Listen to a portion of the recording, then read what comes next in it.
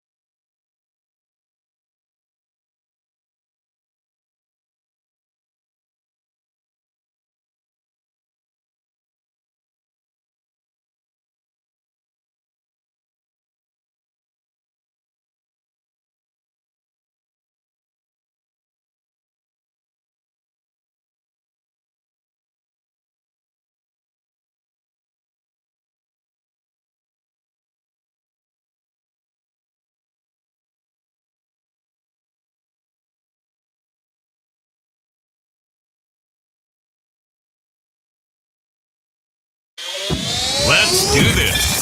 It's the real Jonathan Smith Show on Indy Sports Ticket, 1430 AM, 93.9 HD2, and always on the free Indy Sports Ticket app. What's going on? Welcome into the real Jonathan Smith Show on a Tuesday. Long weekend. Hopefully you had a nice Memorial Day. Hopefully you were able to watch the Indy 500 on Sunday. I got to watch Pretty much all of it. We'll get into it here in a second. Chris, as I ask every day at the start of the week, you're shaking your head because we just talked about this. I know what you're about How to ask was your me. weekend? It was terrible. It's awful. It was the worst weekend ever. Really? No. That bad? Oh, okay. It wasn't bad. No, it wasn't. It wasn't exciting, but it wasn't awful. How was your weekend? Good. It was long. Good. It was tiring but good. Had a wedding on Sunday. Saturday night was rehearsal dinner. Friday night was sleep in preparation for that. And then yesterday was sleep to recover from all that. But I can't complain. We had a blast at the wedding, danced for hours, and had a really good time. But the Indy 500 was the highlight of Sunday for the majority of people. And I watched from a groom's suite in Greensburg. Congrats to my buddy, by the way, on getting married. It's the most of the Indy 500 I've ever watched. Of the 200 laps, I watched about 190 of them. Watched all of them except for the last 10 because the wedding started at 4 o'clock. Poor timing. But hey, that's okay. What a race. The weather, I thought, made the race interesting because like around lap like 160, if I remember correctly, the announcers were talking about how you're going to see drivers get a little more aggressive here in case the rain shows up and they have to cancel the race. And as soon as they said that, I was like, I feel like they're doing the same thing. But, you know, hey, let's move up to the edge of the seat here. And I had a blast. I mean, just what a race. I'm going to say his name wrong, but that's okay. Rosenqvist. Thank you. That was awesome. That's what we should call him from now on, though. Rosenqvist. the American version of the Swedish name, right? Because he's from Norway, right? Third driver from Norway to ever win it. Right. I kind of know what I'm talking about. He wins the race by 0.0233 seconds. That's insane. It's the closest finish in the history of the race. It broke the 34-year-old record from 1992 when another name that I can't pronounce, Al Unser Jr. You did that on purpose. What? Al Unser Jr. Unser? It is Unser. Okay, I didn't know. Al Unser Jr. Okay. beat Scott Goodyear by 0.043 seconds.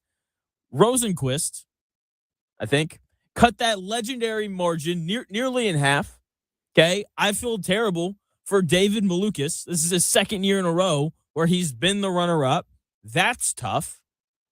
Also, to put that 0.0233 seconds into context, here are some facts. So a human blink takes about a tenth to a fourth of a second. That finish was roughly 1/10 of a single blink of an eye. So you could have blinked your eyes 9 times and you would have missed the result of the race. It takes longer to register the sound of a finger snap than the distance between Rosenqvist's front wing and Malukas' rear tire. At 220 miles an hour, the 0.0233 seconds is equal to about 7.5 feet, so less than half a car length after 500 miles. Another record was broken on Sunday. Again, great race. We had 70 lead changes. That is the most ever, topping the 68 lead changes in the 2013 Indy 500. There were also 14 different leaders. That's a new record. Alex Palou led most of the way, led 59 of the laps, but he finished 7th. As I was watching the race, something came to me. And I had so much fun, I think, watching the race because it's just fun to be ignorant about events sometimes. Like, I enjoy watching soccer because, like, I know enough about the sport to know what's going on, but I don't know enough to break down, like, what teams are doing right and wrong. I feel the same way about the Kentucky Derby. I just know that the goal is to have the fastest horse. That's all that I know. And watching the race, it felt the same way. Like, the Indy 500 is like watching a high-stakes poker tournament. You don't need to know the exact, like, mathematical probabilities of every hand to understand, like, the sheer sweating tension when two guys go all in on the final river card. Rosenqvist and Malukas went all in on turn 4, and Rosenqvist hit a royal flush by a literal nose. Okay, like you don't need to be an engineer to appreciate a 220 mile an hour game of chess. It was incredible, right? And I just knew the end was electric when Rosenquist went to pass Malukas on the final turn, and we just got the absolute definition of a photo finish. Okay, it was incredible. I don't know what more you can ask for from like a sporting event. Chris, is someone who is a lot more familiar with the 500, has probably watched a lot more than I have. Where does this one rank in terms of like best 500s that you've watched? I don't know if I should have prepped you that I was going to ask you that. I'm sorry. no, that's cool. I don't know if I would rank it among the best, but it was one of the more exciting ones in recent years because of the finish. And good job, Rosenquist, man. I like whenever they threw a caution, I think it was like with 7 laps to go because somebody spun out. I was like, it's about to get interesting. And this is where the real race starts. They had 2 laps to get to the end, and they made it worth the rain delays and the people that sat in traffic and the hours of miles of traffic on Crawfordsville Road, people trying to get to the race. But it was definitely a more entertaining one. It was. I was sitting in the groom suite, and Catherine Legg, I'm like trying to pay attention to her because she's doing the 500 followed by Poor Catherine the Legg. Coca-Cola. She spins out. She was the first caution. First caution, spins out, and the room is just silent. And I just go, a lot of jokes could be made right now. Now, given that wasn't her fault, she was trying to swerve to avoid Ryan Hunter-Reay, I think it was, that spun out. And she just was accustomed to. But that's what she should have done, was to avoid the injury to the other drivers. So. Absolutely. Yeah. Absolutely. It was just, I don't know. I had a great time watching the race. And yeah, I just can't wait for the next one next year, I guess. I don't know. All right. OTAs today start for the Indianapolis Colts. Get ready to see videos of elite footwork. Get ready to see Daniel Jones, ripping the football to wide receivers in shorts and T-shirts. Get ready for the tweets from the insider saying, I think Daniel Jones looks better coming off of this Achilles injury than he did at this time last year. And if you see that, you should just immediately unfollow that person. Maybe even block them because they're stupid. If they're tweeting things like that, okay? They're just trying to feed the hype machine whenever you see things like that. And I feel like every year that I've been here, that I've been on the air, I feel like I have to give this like warning where we haven't seen football in so long. Real football. I know the UFL is going on and all those things. It's not real football, but it's fine. It is, but just not for me. Anyway. And so when we see guys wearing our team's favorite, wearing our favorite team's uniform, and they got the logo, and the social media people are like filming things in slow motion. It's like guys just like jogging out to practice. For some reason, it's in slow motion. I don't know why it is, but it seems to always be. Just remember that it's OTAs. None of this stuff matters. OTAs are starting for 11 different teams today, the Colts being one of them. And I just want to avoid all the stupid. I think that's my goal for this OTAs. I want to see as few Colts hype tweets as possible. I want to see, as little just smoke being blown up Colts fans' buttocks as I can, because I don't know. I don't want any reason to buy into this Colts team. And I just know I'm going to see like some video of Leatu Latu beating an undrafted free agent out on the edge. Like, oh, scary hours loading. Everyone loves that caption. So that starts today. So just be wary of the hype train that is going to start for the Colts. By the end of training camp, we're all going to look around and be like, I think the Colts could go 12-5. Or you are. I'm not, because I'm not going to fall for it this year. Another thing was announced today for Indiana ball. November 20th. Indiana is playing Kentucky at Lucas Oil Stadium. And I just want to slap whoever made this decision. Our fascination with basketball games in football stadiums, I get it. Like, you can sell more tickets and all those things. But you know what would be really cool? If Indiana played Kentucky at Assembly Hall, and we had a student section that they, I believe, expanded this offseason, and we got to see them go absolutely nuts, because there's real reason for everyone to be excited about Indiana basketball this year after this, offseason of bringing in all these really nice transfer portal players. So I hate that they're playing that game at Lucas Oil. I think calling it a waste would be a bit much, because it is Kentucky and Indiana, and people are going to watch because of those historic teams. But I don't like it. Like, let's play more basketball games in basketball arenas as opposed to, football stadiums. But hey, on the bright side, actually, I don't know. We might be in for watching another Indiana team lose at Lucas Oil. That seems to be a theme over the past few years. Brutal. Yeah, Brutal. I believe when Purdue lost to Houston in the Sweet Six. No, that's not right. I was going to say, I think that was at Lucas Oil, but it wasn't.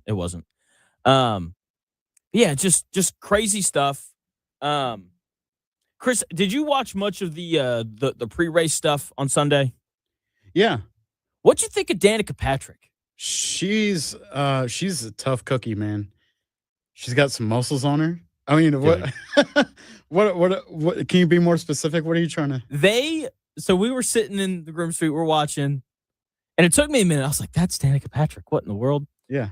And then they show this commercial of her, and like all of the fat in her face is just gone.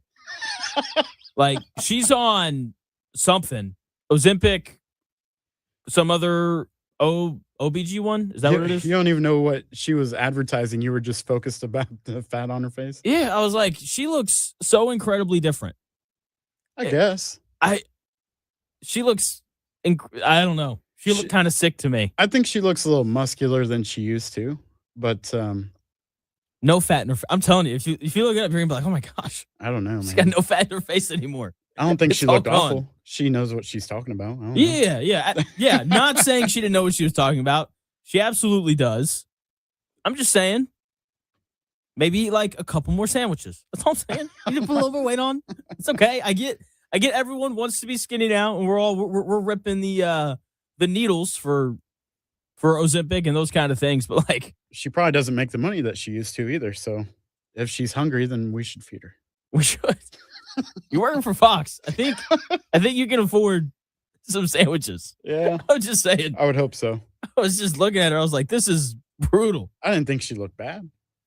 Yeah, no. I'm not saying she looked bad. It just, when she popped up on screen, I was like, I think she might be sick. I was a little worried. Like, we need to get her off stage. It's like, when the race is over, go down to St. Elmo's, get the biggest steak you can, eat the shrimp cocktail, and it'll be great. And then you'll be fine. She was never really big to begin with. She's not a very big girl. She's not. But I'm just saying,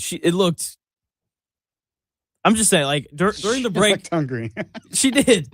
During the break, I'm so serious. Go pull up old pictures of her and then pull up pictures of her from Sunday. It's so different. It's wild. The things you notice, man. Oh, man. All right. That's so funny. Okay. That's not where I thought that was going. I'm just saying.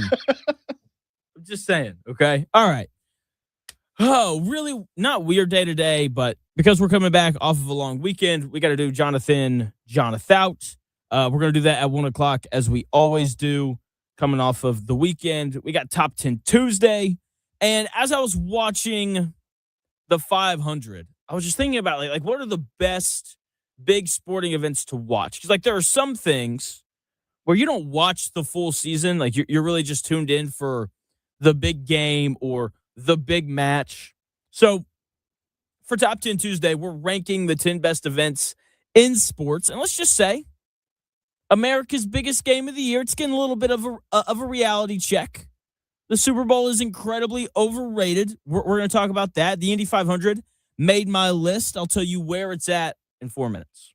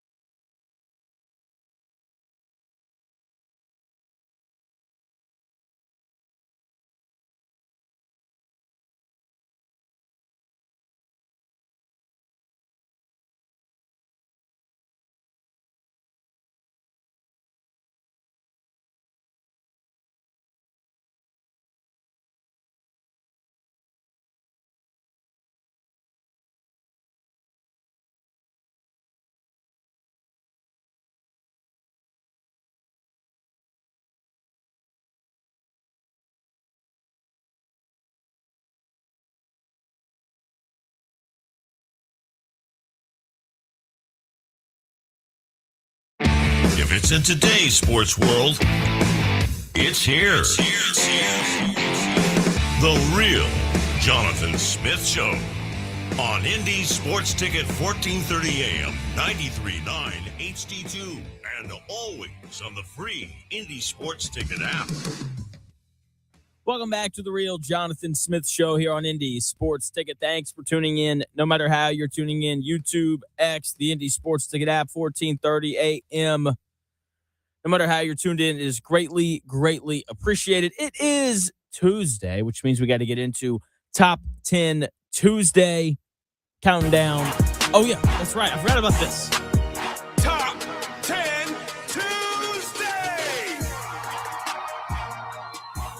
I thought that was the cue. I'm sorry. No, you're right to play it. I forgot about it. Completely forgot about it. You're good. So for today's Top 10 Tuesday, you know, the Indy 500, it's just a great event. And so I wanted to rank what I think are the 10 best big events in sports. So honorable mention, didn't quite crack my top 10. The Kentucky Derby, probably in a lot of people's top 10. I'm just not a big horse racing guy, and it's my show. So it's my list, you know? It's kind of like St. Elmo's. You know, the food's incredible. The shrimp cocktail is great. And it's like a massive cultural thing. Like whenever people come here, it's like, oh, like I got to go to St. Elmo's and all that kind of stuff. I'm like, yeah, fair enough. But me personally, more of a pizza and wings guy. You know, I respect the establishment, but I'm not booking a table and I'm not going to the Kentucky Derby unless it's free. Someone wants to take me for free, then I'll go. Number 10, I have the Masters. The pageantry of the Masters has to be on the list. The reason that it's 10 and it's not higher is just because the start of the tournament, it's just not as exciting. But Sunday, pretty incredible. In the last 2 years, I mean, we've had pretty outstanding Masters with Rory winning both of them. And I think that the length of time between shots helps build the tension. It's part of why I think it's such a great event. You know, the Masters is kind of like watching a Christopher Nolan movie. The first hour is just beautiful cinematography and this like slow world building.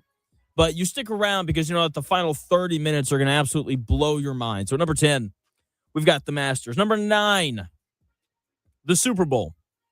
The Super Bowl has to be on the list because it's the most anticipated game of the year and the biggest sport in America. But the game very rarely lives up to the hype. Now, to be fair to the game itself, it's tough to live up to 2 weeks worth of hype. I think we would enjoy the Super Bowl more if we didn't have that bye week between games. The length in overtime sucks a lot of the momentum out of the game. But the real reason why the Super Bowl sucks is because you have to watch it with people who are there for the party opposed to the actual game. It's not a great time. You're on like a crowded couch with 7 other people and no one is talking about the game. The Super Bowl is very similar to New Year's Eve. It's like the most hyped night of the year, but you usually end up at a crowded house party surrounded by people who don't even care about the clock striking midnight. So number 9, I've got the Super Bowl. Number 8, I have the NBA Finals. I think a series always makes things more interesting. You almost always get at least 2 awesome games. Some year it's a rout, to be fair, but that's not normal. Most of the time, you're getting at least 6 games of good basketball with at least 4 of them coming down to the wire. A 7-game NBA Finals is like a heavyweight boxing trilogy packed into 2 weeks. Games 1 and 2, they're just kind of feeling each other out. But by game 6, they're trading haymakers and playing through pure exhaustion. It's a great event. Number 7, I've got the College World Series. The College World Series is incredible. It starts on Friday. Chris doesn't know it yet, but starting Friday, we will have college baseball on the TV during the whole show. Great. Can't wait. Have you ever watched the College World Series? No. Dude, it's incredible. Okay. It's awesome. So when you actually get to the College World Series, like the final between 2 teams, it's best 2 out of 3. So the weight of every pitch is more because there's less games. You know, if you win game 1, you're in a great spot. Then games 2 and 3 are elimination games. It's one of the best events in sports every year. If the Major League Baseball World Series is a marathon, the College World Series is a game of musical chairs where they pull 3 chairs away after every round, and it's just pure chaos. It is an absolute blast. Number 7, the College World Series. Number 6, the actual World Series. World Series is always great. I think baseball is the perfect big game sport. Tension's always high because the game can turn on a single swing.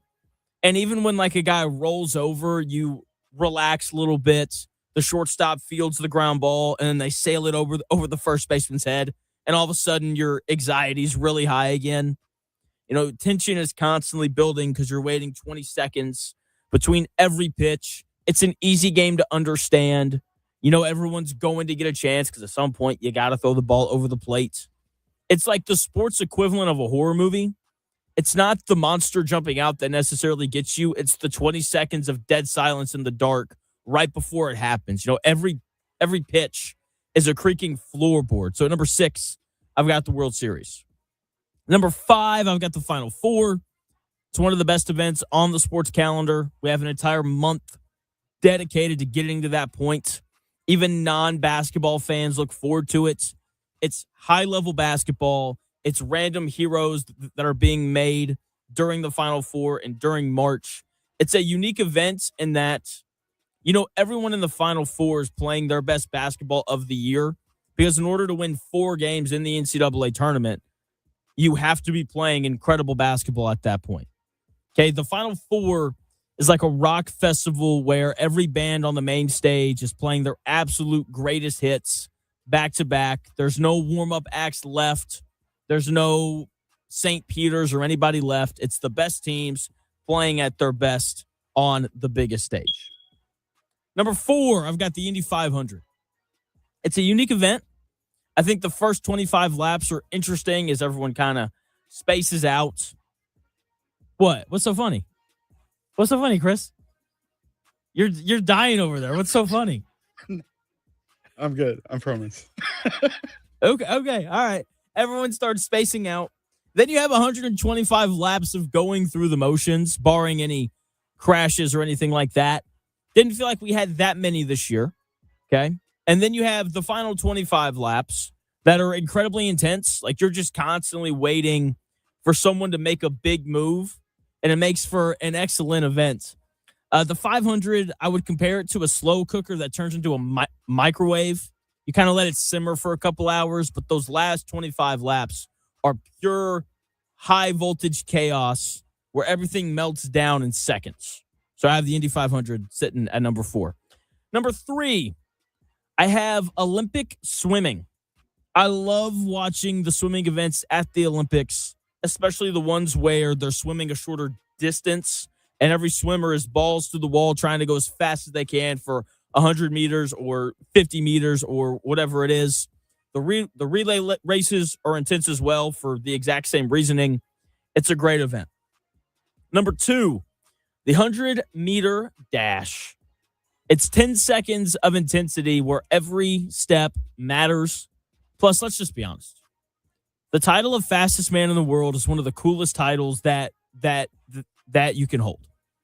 Number 1 is probably heavyweight champion because you're basically walking around with a belt that says, yes, I can and am able to beat the absolute snot out of you whenever I want to. And fastest man in the world right behind it. It's something everyone understands. It's something everyone tunes in for once every 4 years. So number 2, I have the 100-meter dash. Number 1, it's the World Cup. The World Cup is such a big deal that even us Americans who don't care for soccer tune in for it. Okay, anytime there's an event where you are representing your country, the interest level rises, and I think that the intensity of the event rises. It's why the top 3 events on my list are all country-oriented. The World Cup is filled with the most passionate fans in the world. It is 90 minutes of chaos. The World Cup isn't just a tournament. Like it is a global eviction notice. Like for 90 minutes, an entire nation puts down their tools. They walk out of their offices, and they just share one massive panic attack. I don't think we get that here in the States because we just don't expect to win anything whenever the World Cup comes around. But I love that event. It is at the top of my list. Before I did this, Chris threw out an event that I didn't have in my top 10. So now that you've heard my list, Okay. would you have put the Daytona 500 in there? I would. I would. Maybe not in the top 5, but I think that is the center of the NASCAR. It's kind of like the NASCAR Super Bowl. I think a lot of people watch Daytona or even Talladega. One of those two races are guaranteed to catch somebody's attention. Okay. I'm assuming you would take out the College World Series. Probably. I figured. What I'm surprised is you didn't have like the football national championship in there, like the biggest one. I figured I would get a question about that. Here's the problem with that. The game is rarely ever good. Like, when was the last time we had like a good down to the wire national championship game in college football? The IU game. It was pretty good. It Right? wasn't down to the wire. It was Indiana. I felt pretty comfortable about Indiana winning at about halftime. Do you think that's more circumstantial because it was a local team involved, or is it just doesn't matter who's in that championship that it's not making your top 10? Does that make sense? No. Can you So like can you rephrase? was it not in your top 10 because IU was in it this year? No, I don't think Arkansas could have been in it, and I don't think it would have been in there. Just because, like, I'm trying to think back. Yeah, like, I guess Miami had the ball late with a chance to win. But like, that's not the norm. Usually it's Georgia beating the dog out of somebody. Ohio State won pretty handily the year before. Michigan handled their business. Let me think who won it before that. Georgia beating TCU 59-3 or whatever it was comes to the forefront of my mind. Whereas, like, even with the Super Bowl, even though the game never lives up to the hype, I do think that, like, it's at worst like a 3-score game, or like a 2-score game usually. Whereas with the college football playoff, things kind of things have a tendency to get out of hand pretty quickly. Fair enough. It was a very well explained top 10, but I probably would have put Daytona 500 in there. I probably would have put the college football championship, and I probably would have put WrestleMania in there, even though it's like, sports entertainment. Yeah. That's a fair. I think that's a fair ad. People will stop watching wrestling for a year, but they'll always come back to watch WrestleMania. Yeah, they love WrestleMania so much that they're willing to watch it on 7 different channels on the same night. Yeah. Catch me if you can. Yeah. Oh, man. Yeah, those are all fair ads. There's, like, when I was making the list, I got done, and I was like, oh, man, like, the Daytona 500's not in there. There's no NBA Finals in there either. Yeah, that's number 8. Oh, yeah, my bad. Yep.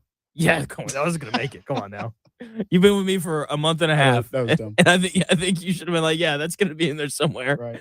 I'm sure for a lot of people, though, that probably wouldn't make the list. But John Buzzard, that's interesting. He said he'd take the Super Bowl out of the top 10 because any event with a neutral field is disqualifying. That's interesting. You know what? I also probably, I don't know about should have.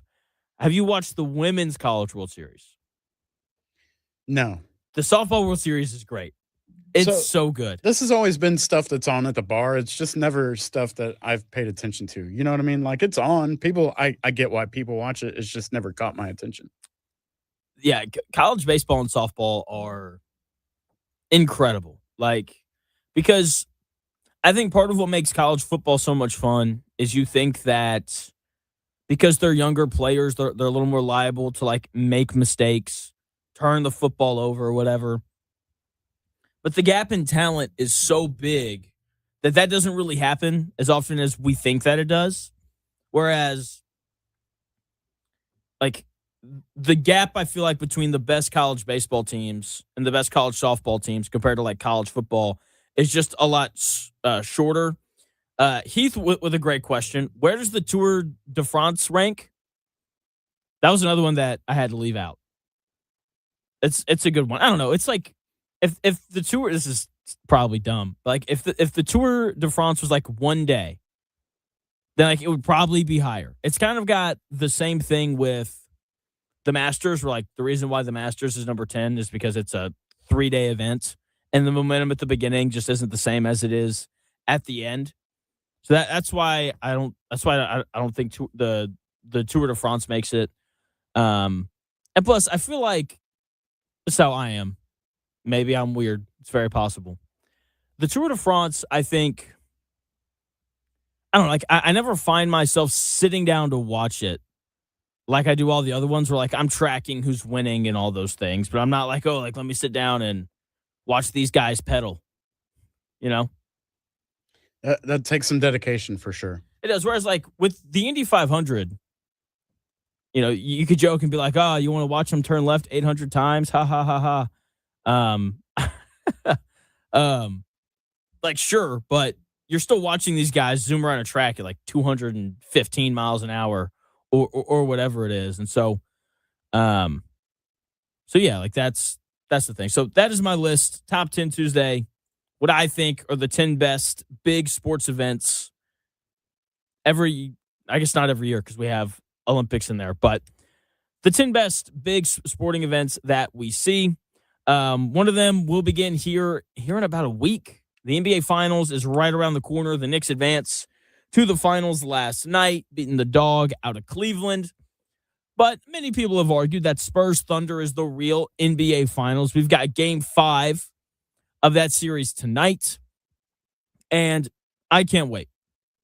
Okay? The Thunder bench went from playing like beautiful jazz music in game 3 to sounding like a broken garage band in game 4. And the bench for the Thunder with these injuries has become so important to their ability to win the series. Which version of the Thunder bench shows up tonight at the Paycom Center? I'll give you my exact game 5 prediction in 3 minutes.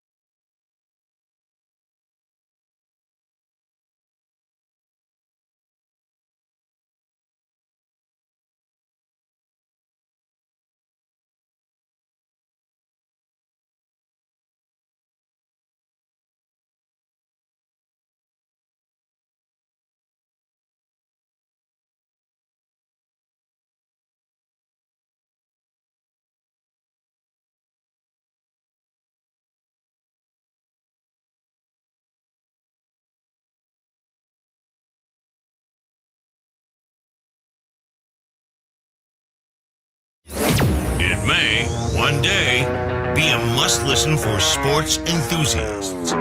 Yeah, and monkeys might fly out of my butt. Uh-oh. The Real Jonathan Smith Show on Indy Sports Ticket 1430 AM, 93.9 HD2, and always on the free Indy Sports Ticket app. Well, welcome back to the Real Jonathan Smith Show here on Indy Sports Ticket. Thanks for tuning in, no matter how you're tuning in. YouTube, X, the Indy Sports Ticket app, 1430 AM. It is greatly, greatly appreciated as always. So, the NBA Finals, they're like a week away. I can't believe it's almost June. It's just insane. Knicks advanced last night, and, they're just cruising through the Eastern Conference. And out west, it's a total war zone. The Thunder and Spurs are just going at it. The Thunder go into Game 3. They take home court advantage back. I wasn't surprised at all that they won that game. I told you last week, they didn't need Jalen Williams to win that series. SGA dominates Game 3. After the 15-0 run from the Spurs to open the game, the Thunder proceeded to outscore them by 30. The problem is that in Game 3, A.J. Mitchell got hurt. Started Game 3 because Jalen Williams got hurt in Game 2. With Jalen Williams out, A.J. Mitchell is the guy that they rely on to help initiate and create offense. He got hurt in Game 3. He only played 17 minutes. The Thunder need one of Mitchell or Williams to win the series. They can survive without one, but missing both of them, it's a tall order because you have to have someone on the floor who can alleviate the pressure from SGA. When they don't have A.J. Mitchell or Jalen Williams, then there's no one who can really do that for them. Shai Gilgeous-Alexander's like a Ferrari. He's got this MVP-level engine. But Jalen Williams and A.J. Mitchell, they're the transmission and the steering fluid. Without them, the Spurs just put a boot on the Ferrari's tire. They threw a double-team trap at SGA in Game 4, and because there was no secondary creator to pass it to, the Thunder engine just stalled out. Okay, you can't ask a Ferrari to win a race when the opponent is allowed to park a semi-truck right in front of it because they aren't scared of anyone else on the road. You saw that in Game 4. The Spurs did a really nice job of forcing the ball out of SGA's hands, all right? And the Thunder's offense went to crap. Okay, they shot the ball poorly. I like Jared McCain, but he seems like he's a little too eager to shoot. Okay, when he gets it, it's probably going up. Okay, I like the other Jalen Williams, but not enough for him to take 7 threes in a road playoff game.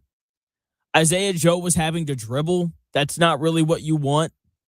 Isaiah Hartenstein had to take 11 shots. He scored the Thunder's first 8 points. That's not a good thing. 11 shots for Isaiah Hartenstein is also too many. Chet Holmgren only took 8 shots. Hartenstein should never take more shots than Chet Holmgren. When your offense results in Isaiah Hartenstein having to shoot 11 times and Chet Holmgren only shoots 8, it's like going to a high-end steakhouse and the chef tells you that they're out of ribeye, so you have to fill up on the complimentary bread basket. Hartenstein is an incredible piece. He's your grit, your rebounds, your dirty work. He's defending Wemby, but he's the bread basket. Like, you can't build a winning playoff menu in the West out of a role player like Isaiah Hartenstein taking 11 shots when your second best player right now, Chet Holmgren, only takes 8. Okay, by the way, SGA only got 15 shots in Game 4. Again, Spurs did a great job of getting the ball out of his hands. Wemby, on the other side, was much better, 33 points and 8 rebounds. He was the best player on the floor. Not a coincidence at all that Wemby's been the best player in 2 of these games, and SGA's been the best player in the other 2, and the series is tied at 2 games apiece. Now, despite Wemby playing incredibly well in Game 4, the Spurs only scored 103 points. They're not exactly lighting up the scoreboard. The thing for the Thunder is they can clearly get enough stops to win the series. Okay, even going back to Game 1, it was tied 108-108 after overtime. So even when Wemby is the best player on the floor, it's not like the Spurs are scoring in the 130s. The question for the Thunder is if they're going to get Shai Gilgeous-Alexander enough help. Okay, think about it like football. If an opposing defense knows you don't have a true number 2 wide receiver, what happens? They bracket your best wide receiver. They put their best corner on him. They float a safety over the top. Alec Pierce, get ready for that this year. And that's what San Antonio did to SGA in Game 4. They dared the tight ends and the backup running backs to beat them, and they couldn't. Now, if Jalen Williams or A.J. Mitchell come back, then I feel great about the Thunder winning 2 of the next 3. But if they don't, the Spurs are going to have an excellent chance to take the series. They're a great defensive team, and the Thunder just don't have enough creators without Jalen Williams and A.J. Mitchell. They turn into a team that looks very similar to the Detroit Pistons this year. One excellent creator, Cade Cunningham, and a bunch of guys that just play hard. That's what the Thunder become when they don't have A.J. Mitchell or Jalen Williams. Now, A.J. Mitchell probably not coming back. Has a calf strain. He's not playing tonight. Already been ruled out. Jalen Williams is listed as questionable, which I think is a load of hooey. He has hurt his hamstrings 4 separate times this year. He's not playing tonight. There's no way that he's coming back from from his 4th hamstring injury of the year 6 days after it happened. No way. Now, if they don't come back, then 2 of 3 things have to happen for the Thunder to win this series. 1, and this has to happen, Shai Gilgeous-Alexander has to play like the MVP. The Spurs shifted their coverage in Game 4. They doubled him in different spots. They kind of waited to double him. And I think that's part of why he struggled. He's going to have to adjust a little bit to how he's being guarded. I think he will because he's a great player, and I think he's going to be really good tonight. 2, Chet Holmgren has to be better. When Chet Holmgren was coming out of Gonzaga, he was in contention to be the number 1 overall pick. It was him or Paolo Banchero, and there was a lot of debate between which guy the Magic should take. Right now, he's proving the Orlando Magic correctly. He was thought of so highly coming out of Gonzaga because he could shoot the ball, he can block shots, and he had a lot to his offensive game. Like, he could put the ball on the deck and, like, dribble to a spot and score. He's going to have to do that if they're going to win this series without A.J. Mitchell and Jalen Williams. 8 shots from him isn't going to cut it. 10 points on those 8 shots isn't going to cut it. Okay, I understand that he's scared of Wemby, and he's not called on as often to carry the offensive load. But the guy scored 43 points in 4 games. Miles Turner wasn't even that bad. Okay, he was also voted 3rd team All-NBA. He was voted as one of the 15 best players in the league. And he scored 43 points in 4 games. That's terrible. He's got to be better. Right now, Chet Holmgren is playing like he's David, trying to throw rocks from 100 feet away because he's terrified of Goliath in the paint. But here's the problem. Chet Holmgren isn't David. Chet is 7'1". He's a 3rd team All-NBA Giant. You can't be one of the 15 best players in the world and settle for being a spectator when your team is starved for offense. Okay, he's got to put the ball on the deck and force the issue. Wemby's not even guarding him. He's got like small guys on him. Just dribble down to the elbow and get a bucket. Like, that is something that he can do. It's something that we've seen him do this year. Yet for some reason, he's just lacking aggressiveness in this series. Look, if you're going to get blocked by Victor Wembanyama, then get blocked going hard to the rim. Don't lose the game standing on the perimeter watching Isaiah Hartenstein take more shots than you. The third thing that needs to happen for the Thunder if they're going to win this series, the bench has to be awesome. They won Game 3 because of their bench. Their bench scored more points in Game 3 than their starters did. Alex Caruso, his best game was Game 1. Pretty dang good in Game 3. Jalen Williams hit several threes in Game 3. Isaiah Joe made some shots. Jared McCain, I believe, had 20 off the bench in Game 3. That is one of the biggest gaps in this series. The Thunder bench is significantly better than San Antonio's. but they have to make shots. They have to score when SGA goes to the bench for 3 minutes. They can't let go of the rope when those things happen. In Game 3, the bench was a beautifully synchronized jazz band. In Game 4, it looked like a bunch of musicians trying to play over one another. Jared McCain gets the ball, and it's just an automatic green light. He's treating the game of basketball like hot potato. Let me shoot this thing as quickly as possible. Isaiah Joe is out there being forced to compose the music instead of just trying to hit notes like they're asking him to dribble and create and to play off of screens. And that's not really his game. When your spot-up shooters have to become creators, then the melody just completely leaves. Okay? In Game 4, that's what happened. Now, part of why they lost in such epic fashion in Game 4, you could chalk it up to shooting variance. They were like 6 of 33 from 3. That's terrible. I mean, that's not good at all. But you have to give credit to San Antonio. They forced 20 turnovers. They resided in Oklahoma City's grills the entire game. Constant ball pressure. They made everything hard. Yeah, that deserved a bell. So that's how the Thunder can overcome the injuries to their second best player in Jalen Williams and a guy in A.J. Mitchell who, when Jalen Williams is healthy, isn't exactly needed. But when Jalen Williams is hurt, they absolutely need A.J. Mitchell. So 2 of those 3 things have to happen. 1, SGA has to look like the 2-time MVP. And then either Chet Holmgren has to get going or the bench has to continue to play well. Okay, the Spurs are good. Like, they have the alien. Their role players are due to hit some shots here at some point because they haven't shot the ball great. They always defend. I think this is going 7. I think Game 5 tonight is going to be a classic. I can't wait to see how the Thunder adjust, and I can't wait to see how Shai Gilgeous-Alexander comes out and plays. Because these are the moments where truly great players become great. I'm not saying that Shai Gilgeous-Alexander is Michael Jordan, but you have, like, this game tonight has to make you think of the 1998 NBA Finals Game 6. The Bulls go on the road. They're playing against the Jazz. Scottie Pippen's back is completely shot. He's blown it out. Dennis Rodman is, spending time in Vegas.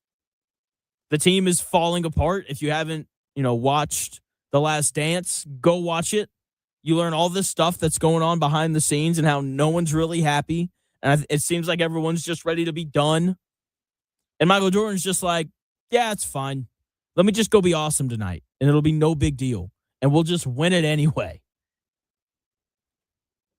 Shai Gilgeous-Alexander has an opportunity to have that kind of a game tonight where everyone is looking around like, man, like how are the Thunder going to do this? And then SGA kind of steps onto the scene and says, it's going to be me. It's going to be me. So that's what I'm hoping that we see. The more hate the Thunder get, the more I like them. I don't know why that is. I've become a guy who likes to root for the team that everybody hates. I don't know why that is. Maybe it's just because I like being a little nuisance sometimes. So I'm going to take the Thunder tonight. I believe they're favored by like 5.5 the last time I checked. Let me double check on that here really quickly. I'm excited to see how Wemby looks because he's the kind of guy where the bigger the game is, the Thunder are favored by 4.5. The bigger the game is, it seems like the better Victor Wembanyama plays. And Game 5 on the road, best of 7, and I can't wait. I know everyone loves a good Game 7. I love a good Game 5 when the series is tied 2-2. Game 7 can fall flat sometimes. I don't think that Game 5s do. So give me the Oklahoma City Thunder tonight. I don't know if they cover the 4.5. I think the game's going to be awesome, though. And I think SGA is going to rise to the occasion like everybody really wants for him to. Chris, who do you like tonight? I'll also take the Thunder just Let's because go. they'll have home court, and they got whooped pretty bad in the last game, so I think they redeemed themselves. That's how I feel about it as well. So 1 o'clock, JonathIN, JonathOUT, recapping some of the biggest stories from the weekend. We got a couple listener submitted ones from Timothy Bowman that are pretty fun. So that's coming up at 1 o'clock. Before we get to that, though, we're going to send it over to producer Chris with your sports update. Thanks, Jonathan. Here's a few stories trending this hour. Indy 500 winner Felix Rosenqvist took home a record purse of $4.34 million. It's the closest finish in Indy 500 history, of course. Formula One veteran Mick Schumacher was named the Indy 500 Rookie of the Year. The Indiana Fever are gearing up for a road trip, and their next game is Thursday night against Golden State Valkyries. Finally, the Colts rolled out a new promotional ticket package today called the AFC South Plan. That offers 3 tickets to home divisional games. That is obviously Texans, Titans, and Jags, and it includes a $25 concession credit. All of that for $200. That's what's trending this hour. Back with the real Jonathan Smith Show after the break on Indy Sports Ticket 1430.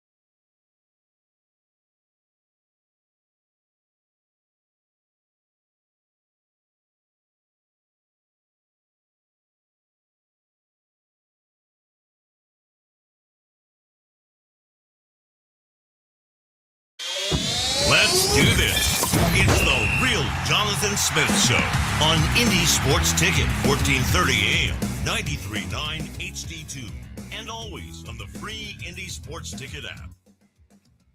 Hour number 2 getting underway here on the real Jonathan Smith Show. Thank you for tuning in, no matter how you're tuning in, whether that's YouTube, Indy Sports Ticket. If you want to head over there and subscribe, maybe you're watching the show on X__Jonathan Smith. Follow me there and watch the show there. You can also listen on that Indy Sports Ticket app or 1430 a.m. It is 1 o'clock on a Tuesday, but, first day back for the week, so it's time for a little bit of JonathIN, JonathOUT. Bottom line, are you in or are you out? Please, in or out of what? No time for questions, just action. In or out. Okay, well, then I'm out. I'm sorry, Jet. Actually, you're already in. Okay, then why would you ask me? Because I thought you would go, I'm in, Bob. And we would have had a really cool moment, but you kind of ruined the whole thing. Still love that. So good. All right. Will we ever get tired of it? Because every time we've played it, we've immediately said, love that. I'm surprised we don't recite it by, verbatim by now, but that's okay. Maybe next week. Maybe. All right. JonathOut happens every week. We missed it yesterday, so here we go. JonathIN or JonathOut on the Indy 500. This year was awesome. It made me want to go. I don't think I could give it a higher compliment than that as a guy who likes to watch things from my couch, preferably. Did you see the amateur video of people fighting in the stands, though? No. There was no security around. It was just like a brawl. That's And fascinating. that's scary at the same time. But It is. anyway, good to know. JonathIN, JonathOut on the Knicks being a threat. I'm in, man. Everyone is like, whoever wins the West probably going to win the NBA Finals. I don't know if that's true. The Knicks they're 12-2 in the playoffs, which is absurd. They've won 10 games in a row, like playoff games, not like regular season. They've won 10 playoff games in a row. It's incredible. They went down 2-1 against Atlanta, and everyone was like, "Oh, are they going to get bounced in the first round?" They're like, "No, we're just going to win 10 games straight, and we're going to embarrass teams while we do it." I mean, yeah, they look awesome right now. So yeah, absolutely in on them. Maybe winning the title for the first time since 73. That sounds right. It was the 70s. Very good. I'm going to squeeze mine in here because it fits. In or out on Danhausen's NBA curse of the Cavs? I think I already know the answer, but I would like to elaborate a little bit. Sorry, that bell was awesome. That's a top 5 bell all time. Absolutely. So I guess I'm in. To be fair to Danhausen, he cursed the Knicks. But he uncursed and them. they went down 2-1, and then he uncursed the Knicks, and then they won 10 in a row. They haven't lost since. He curses the Cavs. When did he curse the Cavs? Let me ask that. He cursed them the day that they had that 22-point lead, and then the Knicks came back. Yeah, you got to be in there. Right. As ridiculous as I find some of the WWE stuff, you got to be in. That's what we like to hear. The Danhausen stuff, I am a fan of. I think that's an incredible bit. And I love that he cursed the Cavs, and then they got swept. That's awesome. JonathIN, JonathOut on firing Kenny Atkinson. Out. Everyone wants to fire this guy, and I get it. He said he dropped one of the worst quotes I have ever heard a coach ever give. Well, analytically, we're up in the series 2-1. It's like, shut up. You're down 3-0. Yeah. Maybe don't say that when you're down 3-0. That being said, I didn't realize it was his fault that James Harden is a terrible playoff performer, and his front office was like, hey, we should go get James Harden. Didn't realize it was his fault that their bench isn't very good.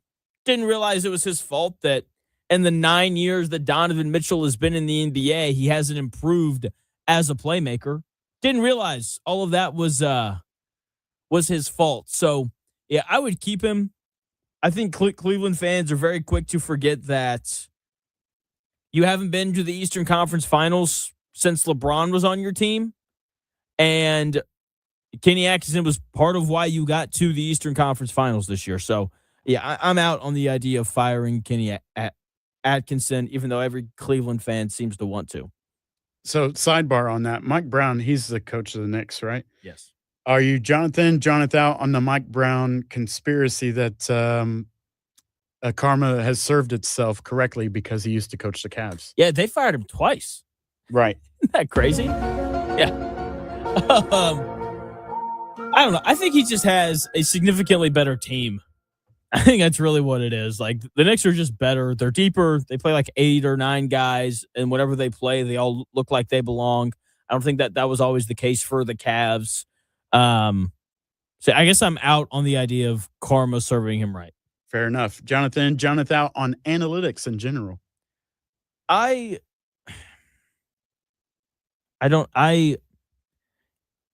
to say I'm in because sports are better than ever. And I think a large part of that is analytics. Like, they they finally figured out that 3 is worth more than 2. And all of a sudden, I think basketball is being played at the highest level that it's ever been played at. Major League Baseball figured out that it's a lot harder to hit off of a guy when you're only seeing pitchers once or twice, and all of a sudden pitching's better than ever. But then vice versa, they figured out, hey, if we hit more home runs, we're probably going to score more runs. Like, a strikeout is the same as a ground out at that level. And all of a sudden, like, teams are scoring more runs. In football, we figured out that when you throw the football, that's a little more efficient than running it for 2 yards. And all of a sudden, NFL offenses are better than ever. So I'm in on it from that perspective, but I'm out on it if it's all that you care about. For example, Kenny Atkinson saying that, like, we're up 2-1 analytically because our expected shots have been better than theirs and all that kind of stuff. And so there's like a limit to it. Like, if you're overly committed to it, then I'm out. But if you're using it for what it is, a tool to help you win games, then I'm in on it. I would agree with that 100%. JonathOUT on Tom Thibodeau. You gotta be out, right? I mean, Mike Brown has basically the exact same roster from last year, and they're going to the finals. Then again, Mike Brown didn't have to play the Pacers, so let's keep that in mind. So I think you got to be out. I think there's 2 different kinds of coaches in sports. One of them is your Steve Kerr, who's good enough to get you over the hump. And your other one is Mark Jackson, good enough to get you to like the base of the hump, but not quite good enough to get you over. That's kind of the category that I think Tibbs falls into.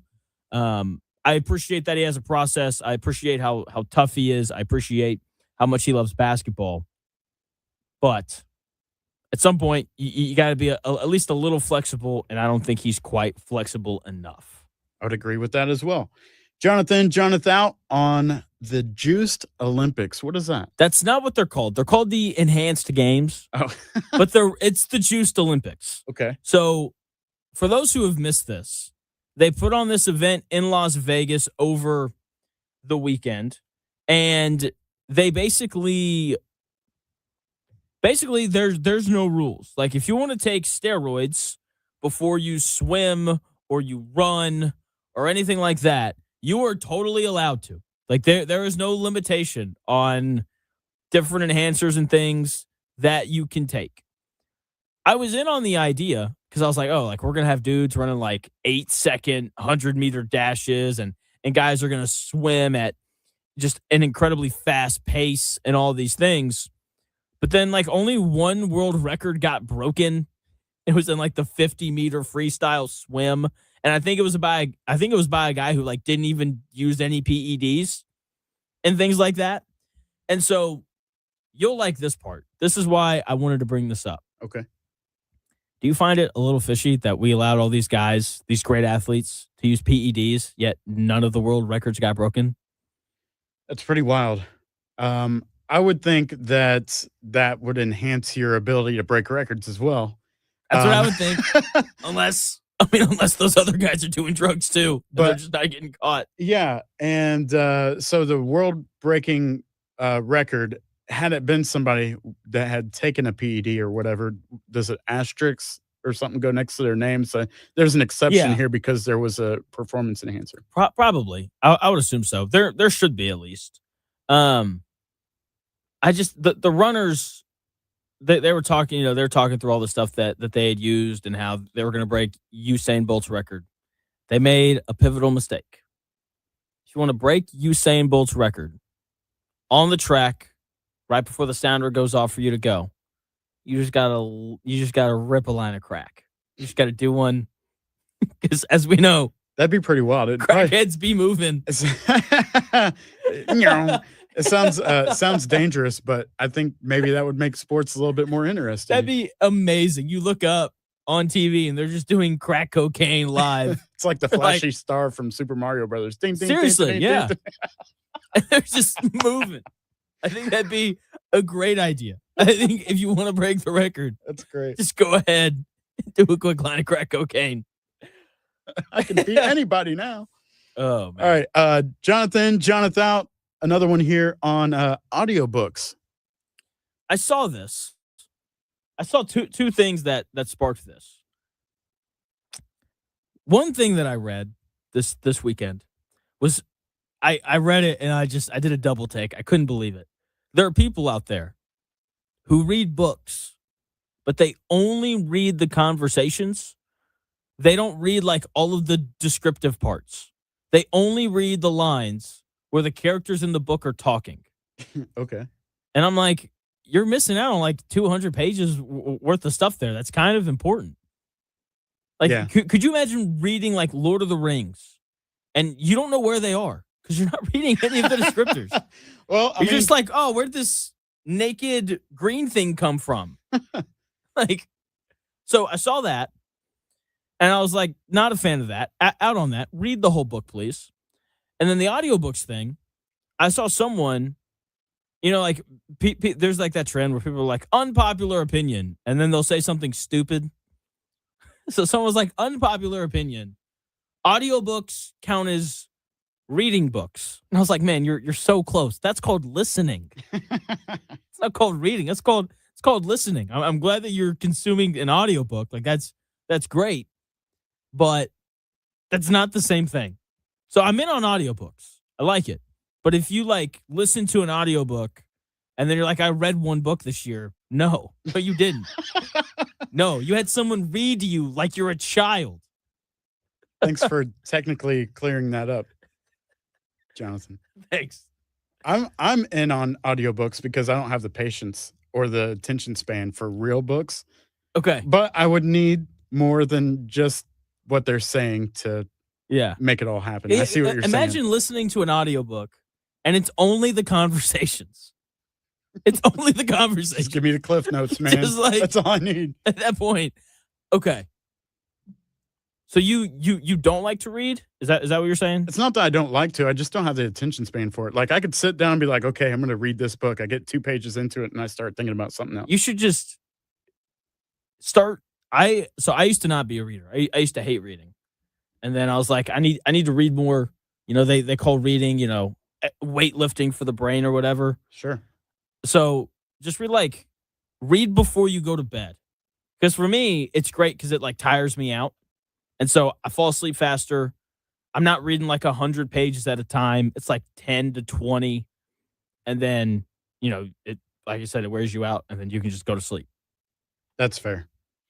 But plus side of having a physical book and an audio book together is some of these books nowadays, they are kind of like journals. They'll be like, it's almost like listening to a teacher, right? You listen to the story or you listen to the chapter and it's like, on this page, you can fill out your thoughts here. I like those. That's a physical book, but it's not really like reading a book. That's like different. That. Yeah, that's a little different. But yeah. Okay. But yeah, audiobooks do not count as reading. That's the point I wanted to get across. Not by Jonathan Smith That's called standards. listening. It's not a book. Man. Timothy Bowman, are you in or out on James Harden taking PEDs? Chris. I think PEDs, don't they make you lose weight though? Like if he was, then he wouldn't be as big as he is. I don't feel like I think he should. Here's why. Paul George did it. Missed 25 games. Now, he didn't get paid for those 25 games, but James Harden and Paul George are old enough that they don't need that money. But anyway, so you miss 25 games and you just get to rest. Like James Harden, man, like you could go do the strip club thing every night.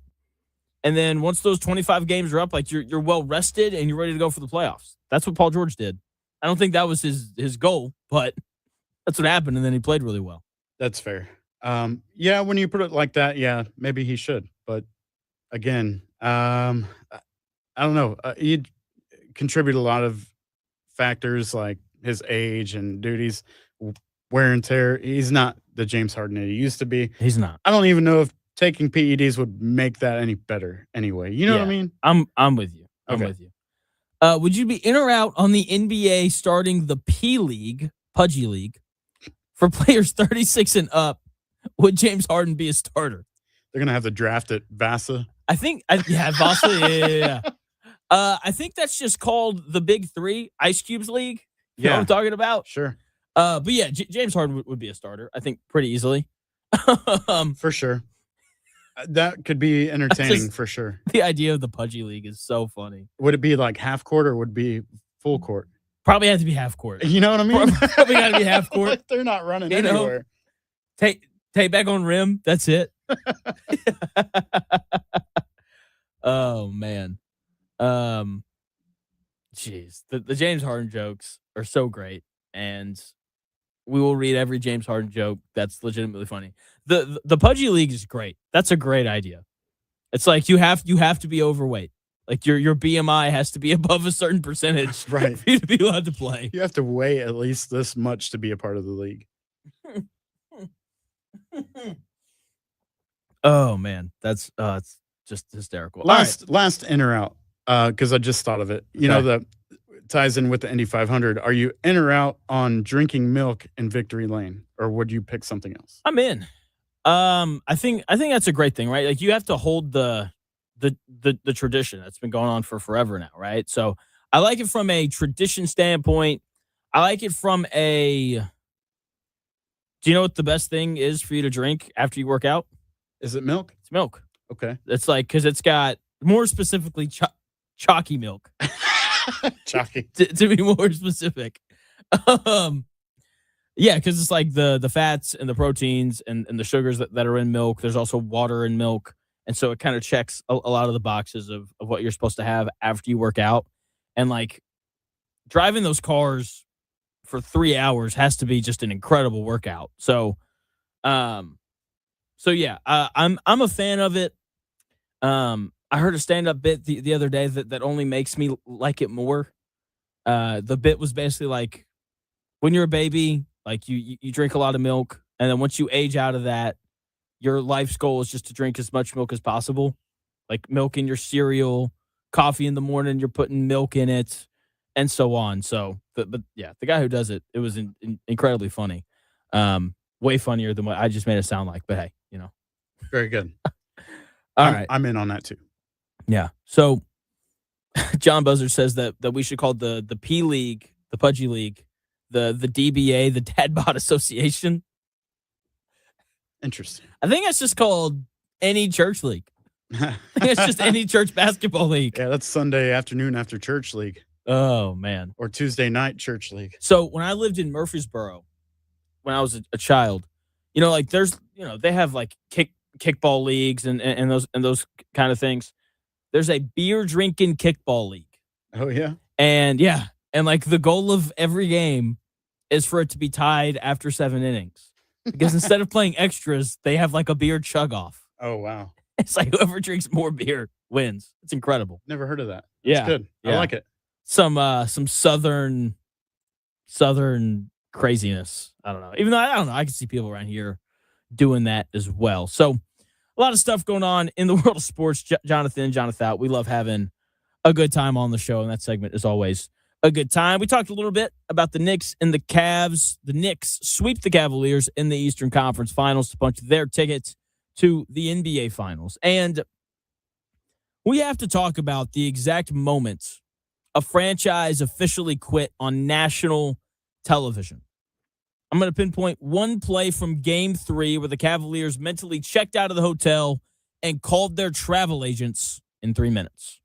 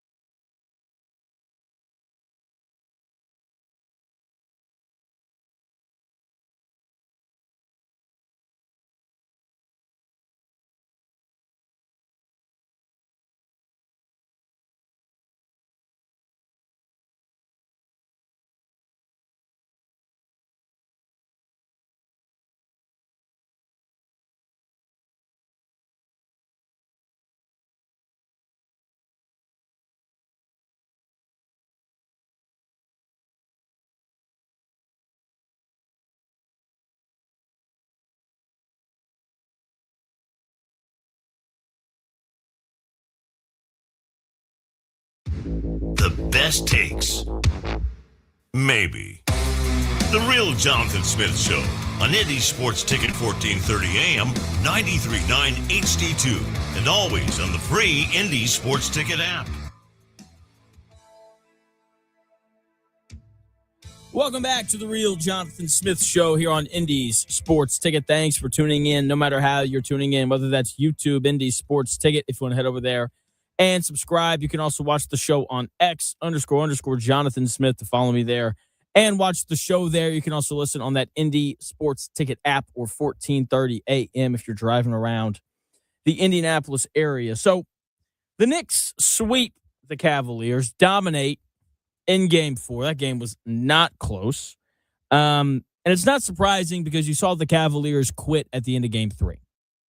You didn't need to look at the scoreboard at the end of Game 3 to know that the Cleveland Cavaliers were dead. You just had to watch Jalen Brunson stroll down the lane for a wide-open layup while 5 guys in Cavalier uniforms stood around looking at each other like they just dropped a glass of milk and they were terrified of their mom finding out. Everyone's just like got their hands up. It's like the Spider-Man meme, right, where they're all pointing at each other. Okay, it wasn't just a blown defensive assignment. That was a team mentally checking out of the hotel, calling their travel agents. Their shoulders dropped. And Game 4 was just the confirmation of all of that. Charles Barkley last night, incredible line. He's like, if you went to any Cleveland Cavalier player's house right now, you would find their bags packed. They were ready to go to Cancun or Tokyo or wherever they wanted to go, right? After that layup from Brunson, if you didn't know it already, you knew that series was over. Okay, the Knicks this year were far and away the best team in the East. It makes the Tyrese Halliburton injury sting just a little bit more because, no matter what you think of them, or the Pacers this year and how they would have looked without Miles Turner and all that, they'd look better than Cleveland did in that series against New York. Okay, the Pacers would have had another great opportunity to get back to the finals. Now Giannis is going to get traded somewhere out east. It's going to kind of shift the way that the conference looks. And for the Knicks, they have the same roster from last year. And what we've seen is something we've seen time and time again from them this year. We saw it when the Warriors went from Mark Jackson to Steve Kerr. We saw it when the Bulls went from Doug Collins to Phil Jackson. And we're now seeing it with the Knicks going from Tom Thibodeau to Mike Brown. The Knicks have won 11 playoff games in a row, or 10 playoff games in a row, excuse me. As bad as the Eastern Conference is, that's incredibly impressive. Bad teams don't do that.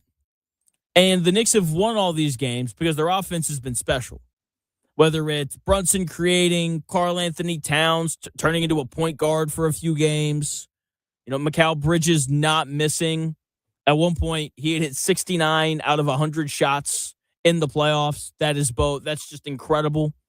Okay, OG Anunoby was like the best player in the Eastern Conference there for a couple of weeks. He's been incredibly efficient, doing a lot of different things, and then on top of that, he's playing outstanding defense as well. I love Coach Tibbs. Growing up, I had a real affinity for the Bulls when they had Derrick Rose. Tibbs was obviously the head coach of that team, and they were a lot of fun to watch. With that being said, we saw him in New York let Jalen Brunson do everything. And they had success, but not this much success. They didn't make it to the finals. And if you're going to win in the modern NBA, you have to have help if you're a superstar. You have to have some role players get some buckets. And for whatever reason, with the same players, Jalen Brunson and Karl Anthony Towns never got enough help when Coach Tibbs was there. Under Mike Brown, they've gotten more than enough help. Mikal Bridges has been incredible on both ends. You could argue he's been their second best player in the playoffs. OG Anunoby is playing the best offense of his career right now, knocking down shots, driving to the rim, winning off the bounce. Landry Shamet, a guy who was out of the rotation last year for Tibbs and the Knicks, has been incredible off the bench. He was 12 of 13 from 3 in their series against Cleveland. You know why? Because he was wide open time and time again. Jordan Clarkson has turned into a dirty work player. That's insane if you watch that guy play in Utah. He got the ball, and he wasn't going to pass it. He certainly wasn't going to try and grab an offensive rebound. He certainly wasn't going to get in a stance and defend. He has completely flipped the kind of player that he is. That's insane, and that's all a testament to Mike Brown and his coaching. He has made the lives of Jalen Brunson and Karl Anthony Towns easier. That's why they're rolling. Mike Brown, incredible job with the Knicks this year. For Cleveland, they have a lot of questions to answer. Do they bring back James Harden? Do they give Donovan Mitchell a massive extension? Do they fire Kenny Atkinson? How do they feel after making the conference finals? Because that was the goal this year. This is the furthest that they've advanced with this core of players. But it didn't feel great. They had a losing record in the playoffs. They went 8-11. Right, 8-10. Excuse me. I'm bad at math. Sorry. They went 8-10 in the playoffs. Me personally, I would restart. I would clean house because this core just clearly isn't good enough. The Raptors took them to 7 games. The Pistons were an incredibly flawed team that the Cavaliers had a better roster than. It took them 7 games to beat the Pistons. The Knicks are a better team, but they're not so much better that they should just sweep the Cavaliers with this much ease. 3 of those 4 games were not close. Here's what I'd do if I was Cleveland. 1, I would let James Harden walk. He's going to want a big contract. Don't give it to him. He was bad in the playoffs. Again, we only have a decade of evidence that he's not very good in the playoffs. Just let him walk. I would trade Donovan Mitchell. I think he's the best possible version of Cam Thomas, and that probably comes off as insulting. It's not meant to be. I think it's just true. At some point, you have to make your teammates better. Donovan Mitchell scores the basketball as well as anyone in the NBA, but he's not a good defender. He's an average one, and he's not a facilitator. The only thing that he does great is score. That's not a skill set of a player who can be the best guy on a championship team. I would move him. Donovan Mitchell is the equivalent of a sports car. Okay, it looks incredible, right, when the wheels are spinning. It goes 0 to 60 in no time, but it doesn't possess a trailer hitch. You can't hook a championship roster to his back because he doesn't create for others, and he won't lock down defensively. If you're Cleveland, you can't pay a premium luxury tax for a guy who gives you 35 points but leaves his teammates completely frozen out of the game. The dude's only been in the league for 9 years and hasn't improved his ability to pass the basketball. He's got to find a way to be better going into year 10. He has to find a way to get his teammates involved more than what he does. I would bring Kenny Atkinson back. It's not his fault that this roster isn't good enough. He's probably going to be the scapegoat, but it's not his fault. James Harden is scared to shoot, and Donovan Mitchell doesn't make his teammates better. I'd move Jared Allen because by the time you're going to be good enough to compete again, he's going to be old. I'd hold on to Evan Mobley, and I would start that process immediately. Okay, you're not better than New York. The Pistons are going to be better next year as their young guys continue to develop. That's a Giannis team. That's a potential Kawhi Leonard team. If Kawhi wants out of LA, don't think that would happen, but I do think that that's, a good destination for him. The Pacers are going to be better than them next year with Halliburton coming back and them adding Zubac. They're an average Eastern Conference team next year that'll probably earn a second-round playoff exit next season if they keep this core together for another run. Here's the interesting thing with Cleveland. They are a panic trade team. When teams realize that they're nowhere close to where they feel like they should be, occasionally they panic and they do crazy things like trade Evan Mobley and some first-round picks for Giannis. But guess what? If this team adds Giannis, they're still not going to be good enough to win the East. So they need to tear it down, be done, start over, go back to being bad. I know that they don't want to do that because no one ever wants to do that. And that's really it. So Buzzard chiming in saying that, Mitchell was a good point guard for them that they traded away. I think Ross is right. Garland couldn't stay healthy. The problem wasn't moving Garland. The problem was trading him for a guy in James Harden that, sure, he was going to play. He just wasn't going to be very good when he played. So Cleveland, they have some decisions to make, and, we'll kind of see what they do in the offseason. So the Knicks are going to the finals, and this year's NBA Finals could potentially feature a pretty massive upset. And I just keep going back to the Pacers last season. I'm going to explain why everyone is making the same mistake with the Knicks that they made with the Pacers a year ago in 4 minutes.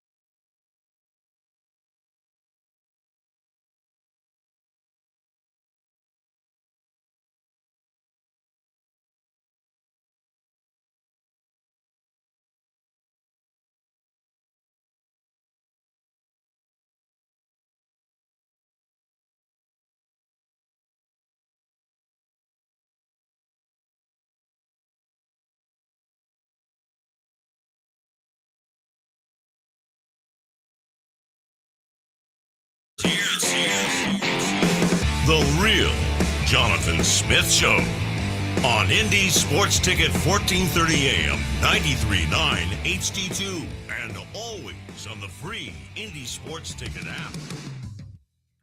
Welcome back to the real Jonathan Smith Show here on Indy Sports Ticket. Thanks for tuning in, no matter how you're tuning in. YouTube, X, that Indy Sports Ticket app, 14:30 a.m. So many ways to listen. There's really no excuse not to. The Knicks are in the NBA Finals, and they're going to get 8 days of rest before the NBA Finals starts if the Western Conference goes a full 7 games, which is very possible. I would argue that's the most likely outcome for the Western Conference Finals. So the Knicks are incredibly healthy. OG Anunoby hurt his hamstring earlier in the playoffs, but he's played well since coming back. He's also got 8 more days of rest to make sure that that hamstring is ready to go for the finals. Meanwhile, the Spurs and the Thunder are banged up. Imagine a boxing tournament. On one side of the bracket, you have 2 heavyweights in a 12-round war. They're bleeding. They've got broken ribs. Their eyes are swollen. And they're swinging wildly in the 11th round just to survive. Meanwhile, the guy from the other bracket wrapped up his semifinal match in the first round with a quick knockout. He's sitting on a stool, hydrated, ice on his muscles, just watching the bloodbath. The Knicks are not the favorite on paper, but they're stepping into the NBA Finals fresh, while the Thunder or Spurs are going to be stepping in with not only with a target on their chest, but also with a limp in their stride. The Thunder are playing tonight without A.J. Mitchell, who's got a calf strain, and probably without Jalen Williams, who's only hurt his hamstrings 4 times during the season. The Spurs have minor injuries to De'Aaron Fox and Dylan Harper. Oh, by the way, both of these teams still have 3 games left in this series against one another. The Spurs are incredibly physical, and so are the Oklahoma City Thunder. I don't think that either one of these teams are going to heal up playing every other day against an excellent and physical opponent that both of these teams are dealing with. That is going to give the Knicks a chance to win the NBA Finals. I talk about this in the NFL all the time, and I think that it's true for the NBA this year. The healthiest team is always going to have an advantage, and when in doubt, bet on the healthiest team. The Knicks are the healthiest team remaining of the 3. No matter who they play in the NBA Finals, they're going to be healthier than them. Now, at full strength, they're the worst of the 3 teams. But that's not what's happening. Everyone is looking at, who has the best weapons, who has the best players. SGA has the MVP. Victor Wembanyama might already be the best player in the world. But the finals isn't a sterile talent show. It's a survival movie. And right now, the Thunder and the Spurs are caught in a storm. They're losing supplies. A.J. Mitchell's out. Jalen Williams is hurting. Fox and Harper are taped up. They're hobbling through the mud. The Knicks, however, just cleared the weather and got an 8-day timeshare and a luxury resort to rest up. By the time the finals start, New York isn't playing the regular season version of the Thunder or the Spurs. They're playing the exhausted, surviving version of them. The Knicks starting 5 is as good as anyone's left.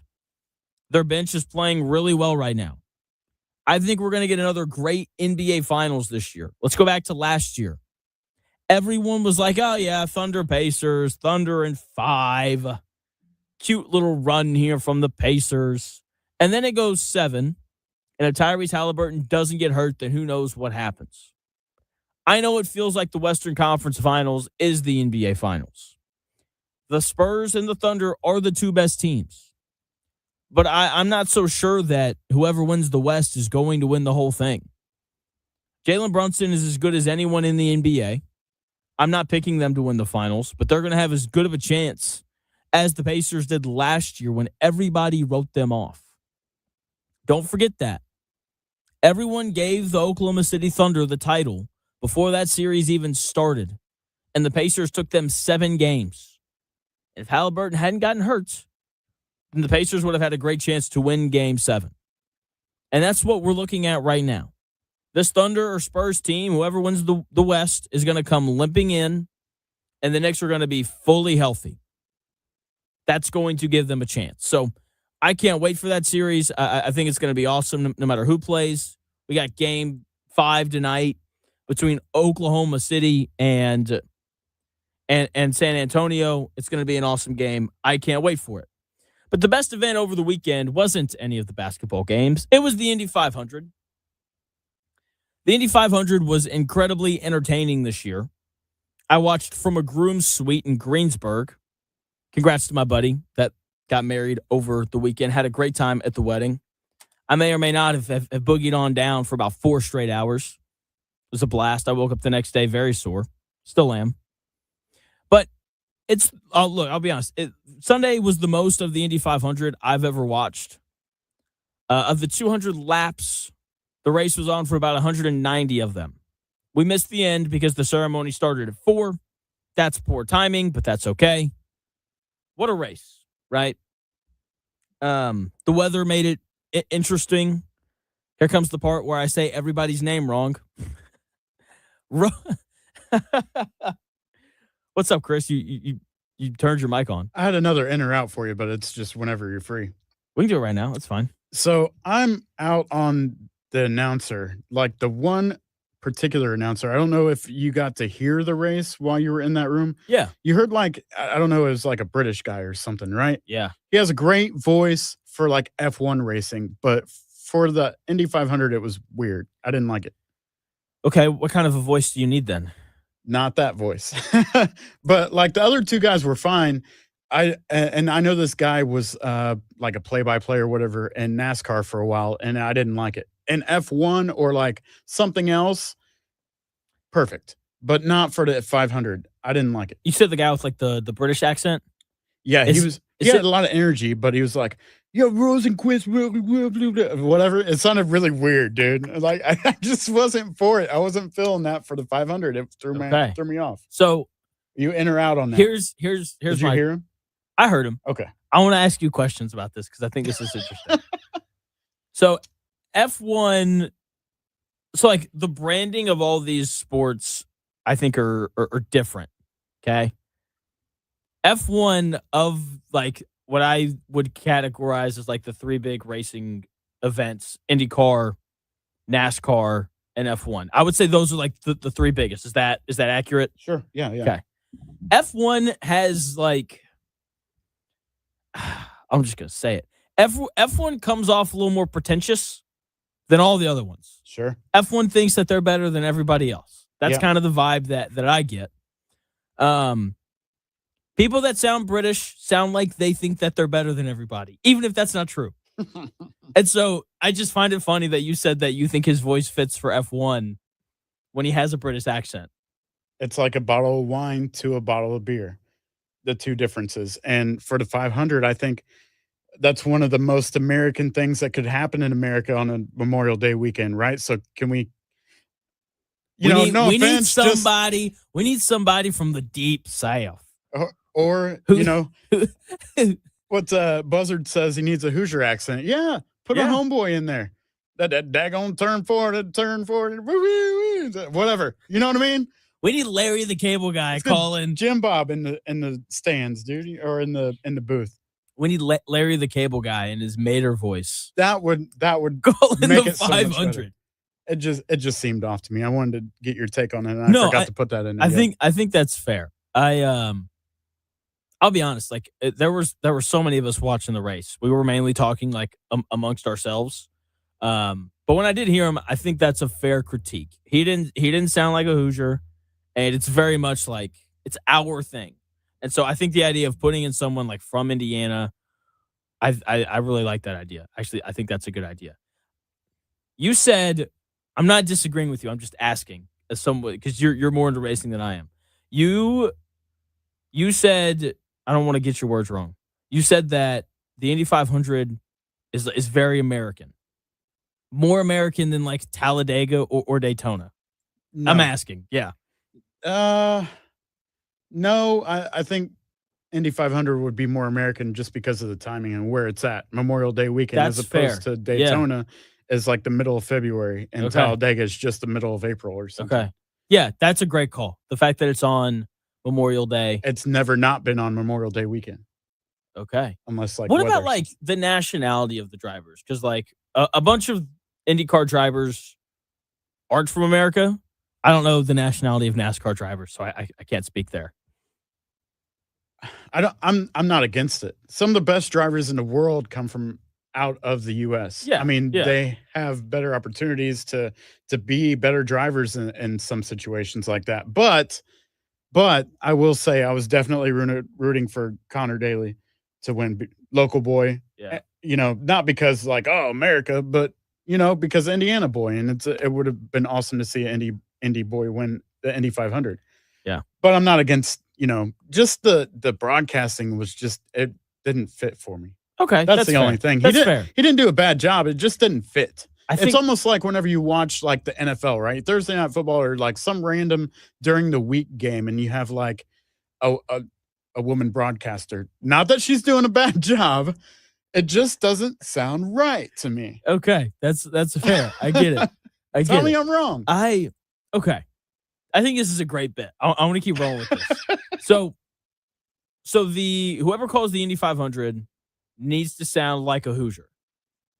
Or just American. It doesn't have to be that specific. Okay. But What does Yeah. someone who calls an F1 race, what do they need to sound like?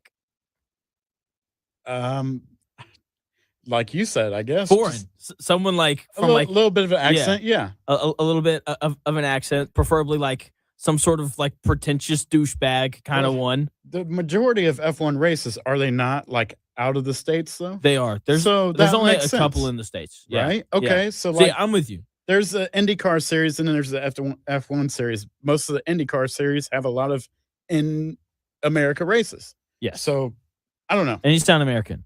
What does the person who calls a NASCAR race need to sound like?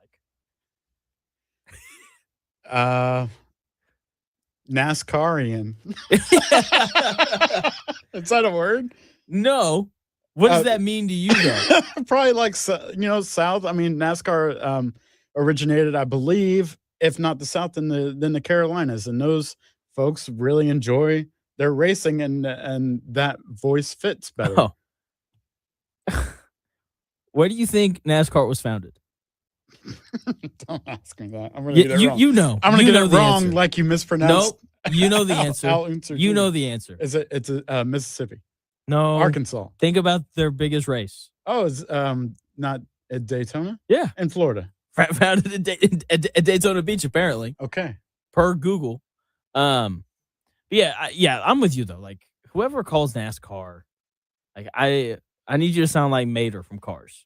That's just that's what I Yes. need. Yes, I need a absolutely. thick Southern accent. I need to believe that you may or may not have been up until 1 a.m. drinking beer the night prior. Right. When I hear you talk, I want to hear banjos in the background. When I hear you talk, banjos.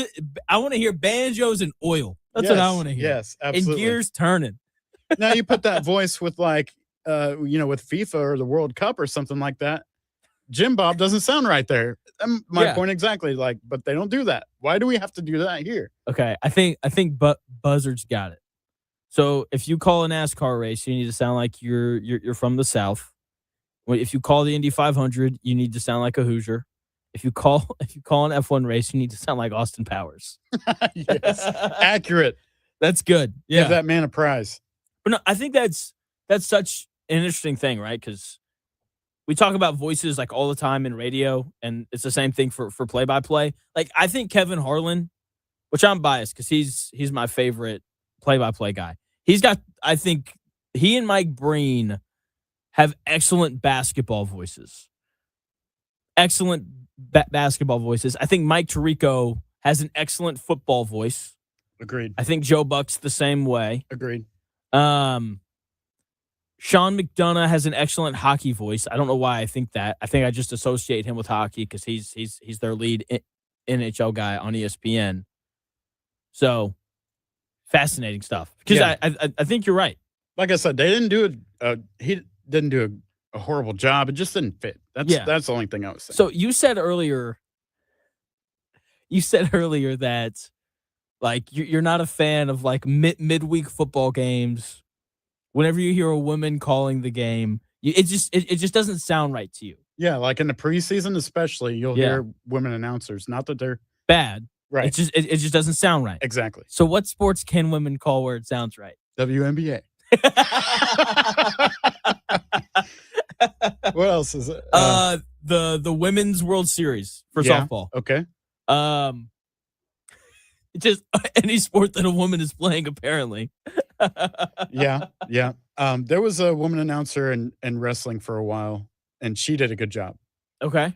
I don't know. I know you don't really consider that a sport, but No, that I do. that fit. You got to be athletic. I'm with you. That fit. She made it fit. Danica, like if she would have taken that guy's place, she knows what she's talking about. Yeah. That still would have fit to me because she doesn't sound like turn 4, baby. You know what I mean? As there's no hook on it. Turn 4, baby. That was great. That was funny. I don't have accents. Oh, What man. Buzzard said that women can call supermarket sweep. That's so funny. That's not a sport, Buzzard. Oh my gosh. That's so funny. All right.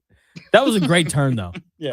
Great turn. Felt like we were hitting turn 2 there at the speedway.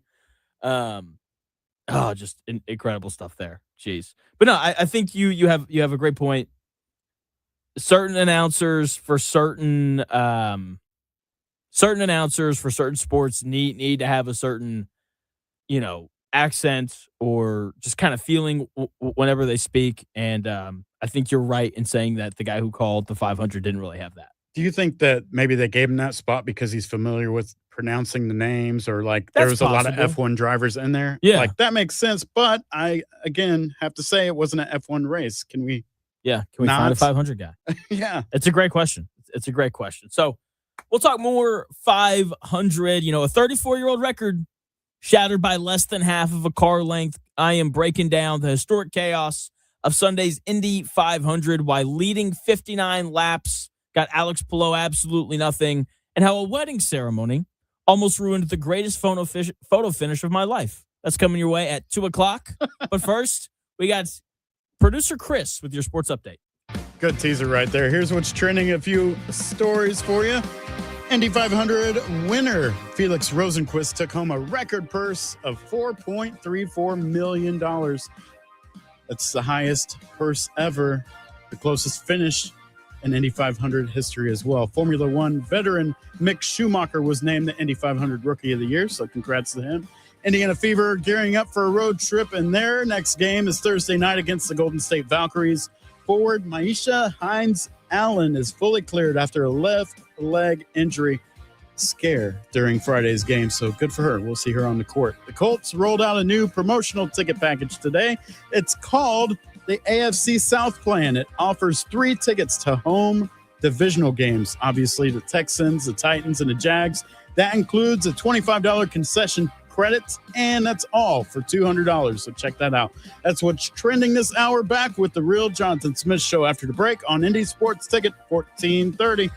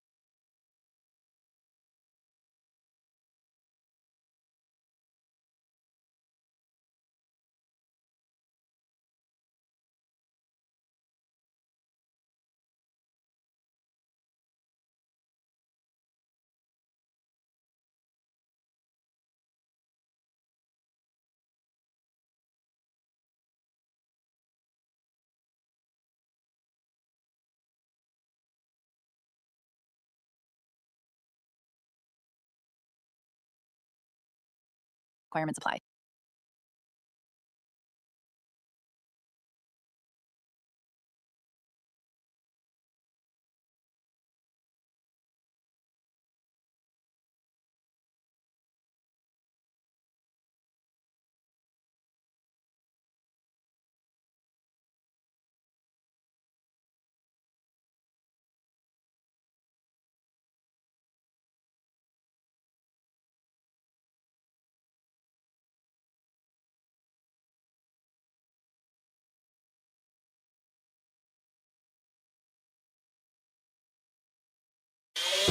Let's do this.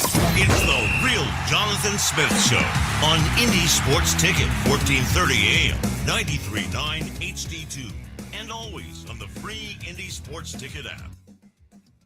Hour number 3 of the real Jonathan Smith Show getting underway here on a Tuesday. Thank you for tuning in. No matter how you're tuning in, YouTube, Indy Sports Ticket. If you want to head over there and subscribe. Maybe you're watching the show on X, __ Jonathan Smith to follow me there and watch the show there. You can also listen on that Indy Sports Ticket app or 1430 AM if you're driving around the Indianapolis area. Now, the Indy 500, outstanding race on Sunday. And, I watched from a groom suite in Greensburg. My buddy got married. Congratulations to him. Great guy. Had a great time at the wedding. Was there all day. Danced like crazy. It was awesome. We had like a dance circle. I got in the middle of it. First time in my life I've ever done that. I'm going to need video proof of this. Oh, yeah, dude. Had like the top 3 buttons of my shirt unbuttoned. Oh, my goodness. You were feeling some type of way It at was a wedding, hot. huh? It was really hot in Yeah. the room. But it was a great time. I was wearing suspenders. It was great. Anyway. It was the most of the Indy 500 that I've watched in a single year.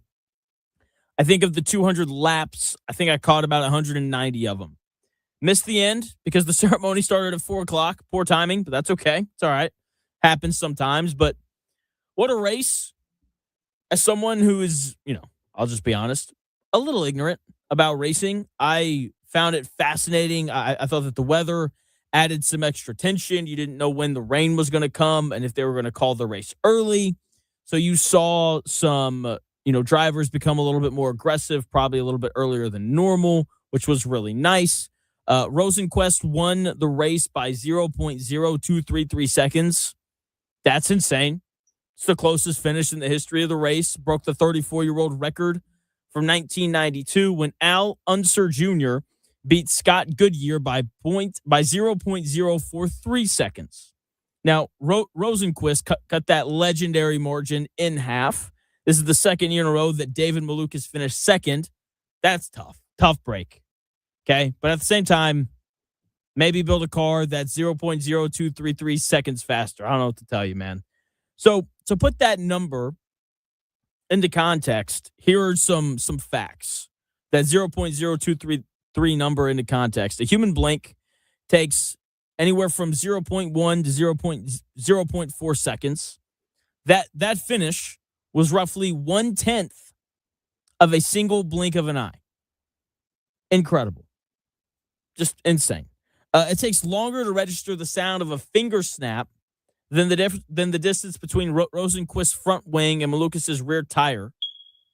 At 220 miles an hour, 0.0233 seconds is equal to about 7.5 feet. That is less than half a car length after 500 miles. Incredible stuff. Okay, that was not the only record broken on Sunday. There were several. We had 70 lead changes. That's the most ever, topping the 68 lead changes we had in the 2013 Indy 500. There were also 14 different leaders. That's another record. Alex Palou led most of the way. He led 59 of the laps, but he finished 7th.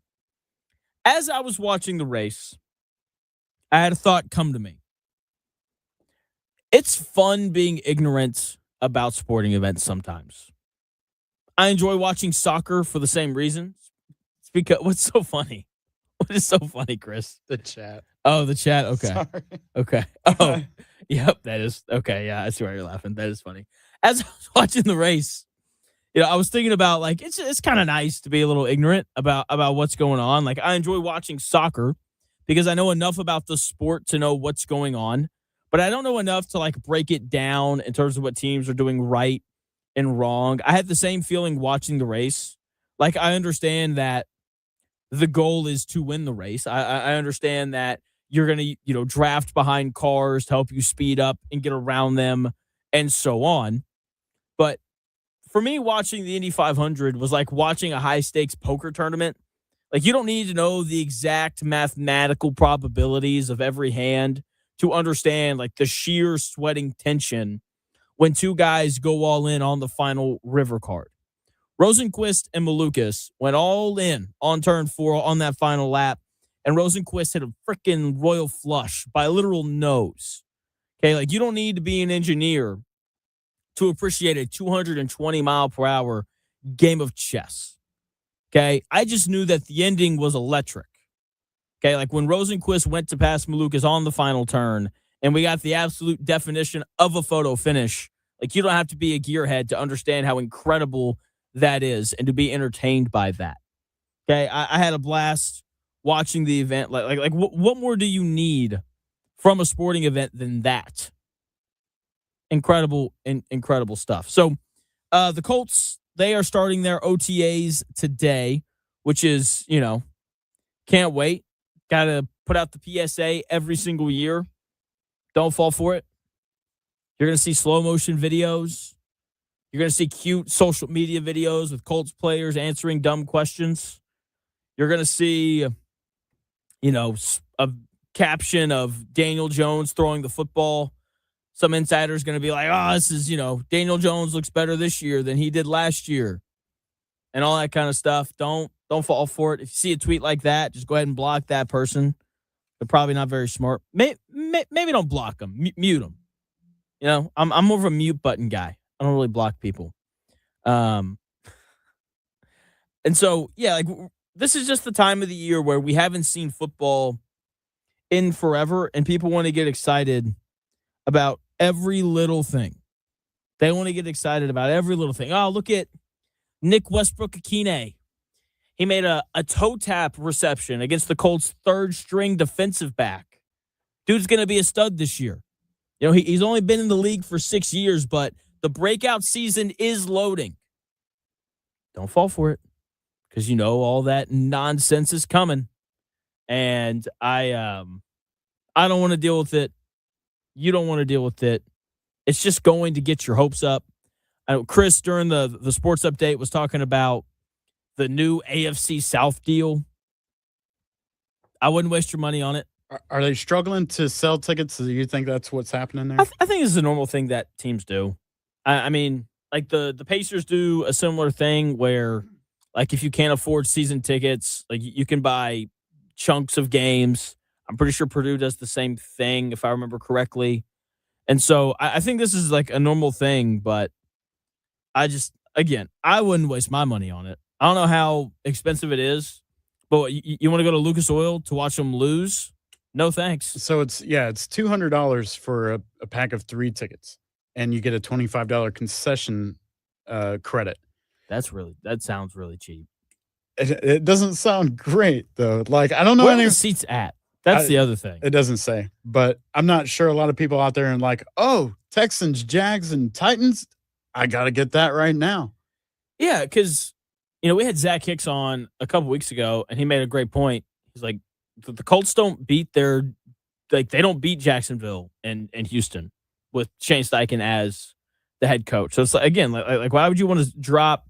It's not $200. It's $400 because no one goes by themselves, right? Okay. Correction. I would go by myself, but I'm not most people. A lot of people are like they're taking their wife, they're taking their son, they're taking a buddy, they're taking an ex-girlfriend from high school because they're lonely. They're doing something like that. Don't judge me, man. Oh, I'm sorry. My bad. Didn't know. Apologies. Just kidding. But they're taking somebody with them whenever they go, right? And so I don't think it's worth that. Like, I would rather go to like one Colts game, like just go to the Titans game because they're probably going to win that one.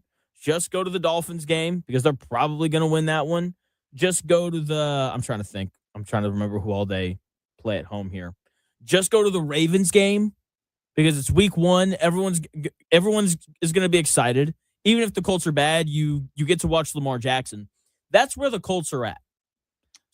So when I moved here, I would, on the nights where I didn't have anything going on and I didn't have any friends because I had just moved here, I would get on, StubHub or Ticketmaster or someplace like that, and I would find like a $20 ticket to go watch the Pacers play when like big names came into town. So like when the Warriors came into town, I found like a $20 ticket and I sat up top and I watched Steph Curry play. Okay, that's where I think the Colts are at. It's like, I don't want to go watch the Colts to watch the Colts. I want to watch the Colts play the Ravens because Lamar Jackson's coming. I want to watch the Colts play the Cowboys because it's the Cowboys, and I want to see Dak, and I want to see the Cowboy cheerleaders and all those things, I want to watch them play the Giants because I like Scattaboo, right? It's not even about the Colts anymore. It's about whoever they're playing against. I want to watch them play the Bengals at home so I can watch Joe Burrow. Like That's fair. That's where they're at now, which tells you like that they're struggling, right? Like that's the long way of telling you that they're struggling in a big way. How many games per year is enough? Like, if you go to one, like that's my fill for the year. How many would you say? I'm not Like, I went to one last year and I was like, yeah, I'm good. But it was a good game. It was the one against the Raiders and they won or whatever. Yeah. It's when the kicker got hurt. I'm weird, man. I like watching football at home. I just do. Because like when you go to the stadium, like you have to have awesome seats. If you don't have awesome seats, then like you're standing up at the top, looking at the top of everybody's head. You don't know who's who. If you sit in like the end zone, then you're watching plays that are happening 90 yards away from you, which isn't fun. I like watching football games from home because as soon as the Colts start getting blown out, I can flip over to some other game, right? So I'm more of a football guy from home. So the answer is 0. I don't want to go to any. Fair enough. So with that being said, like I'm probably going to go to all of them. I'll try to get credentialed this year, and which that's a little bit different, but yeah. But like in terms of just like pure enjoyment, I would rather stay at home. Genuinely. So I get that. Yeah. Indiana, they're playing Kentucky in basketball this year on November 20th. They're playing at Lucas Oil Stadium. Incredibly stupid. Play this game at Assembly Hall. That is where Indiana basketball games were made to be played. Okay, like that building is awesome whenever it's right. It's loud. It's raucous. I don't know why we like playing basketball games in football stadiums. I get it. You can sell a couple hundred more tickets. I guess it's nice for the Indianapolis people, not having to drive as far. Make them drive. It's 45 minutes from Greenwood. It's probably like an hour and 15 minutes, an hour and a half. If you live on the north side of Indianapolis, make them make the drive and play an awesome game at home in front of your student section that, is really supportive. Like, if you want to play a game in Indy, have it be like the Northwestern game or something like that. Don't have it be Kentucky, this, legendary matchup between two, I guess, blue bloods. I guess, I don't know. So I'm glad that Kentucky is going to play IU, but I would just enjoy the game a lot more if it was in Bloomington. I would try to get all the money out of the Kentucky fans as we can because now they have to drive past Bloomington to get up to Lucas Oil. So Kentucky fans are the worst. Whenever I would wait tables, I hated whenever Kentucky fans were in town. They were by far the worst. They were loud. They were obnoxious. They didn't tip. I will never forget watching our bartender walk outside and drag a Kentucky fan back in to pay his bill. I'll never forget it. That woman was a beast. She just ripped him inside. It was incredible. She's like, "You're not stiffing me." And oh yeah, they just they suck. Yeah. Anyway, That's part of my disdain for Kentucky fans. They're loud, they're obnoxious, and they don't tip very well. So 0 for 3 in terms of fan bases that I like. I'm trying to think the inverse. Like who was like the best visiting fan base? I don't really remember. Huh. I'll have to noodle on that a little bit. Yeah, the different fan bases that were in town for the Final Four. I think we had some good friendly Michigan fans. Michigan fans are nice. Yeah. That's fair. Ohio State fans are okay. Notre Dame fans are all right. The best I ever got tipped, there were a couple of parents in from Arkansas to watch their son play football for IU. They tipped me really well because we talked about Arkansas. But outside of that, I mean, I don't know. I guess the right answer, the pandering answer, would be Purdue and IU fans. Wisconsin, nope. Buzzard, you're right. It's Wisconsin fans. Oh, yeah. So nice. They drink a lot and they know how to tip. So great fans there. All right. Basketball is in full swing right now. We got Spurs Thunder Game 5 tonight. I can't wait for it. One muscle. That is all that stands between the Oklahoma City Thunder and a return to the NBA Finals. With A.J. Mitchell officially out tonight, I'm tracking the latest whispers on Jalen Williams' hamstring. If he can't go, then that's going to put San Antonio in a great spot to win the series. I will discuss the injuries and the final 3 games of that series in 3 minutes.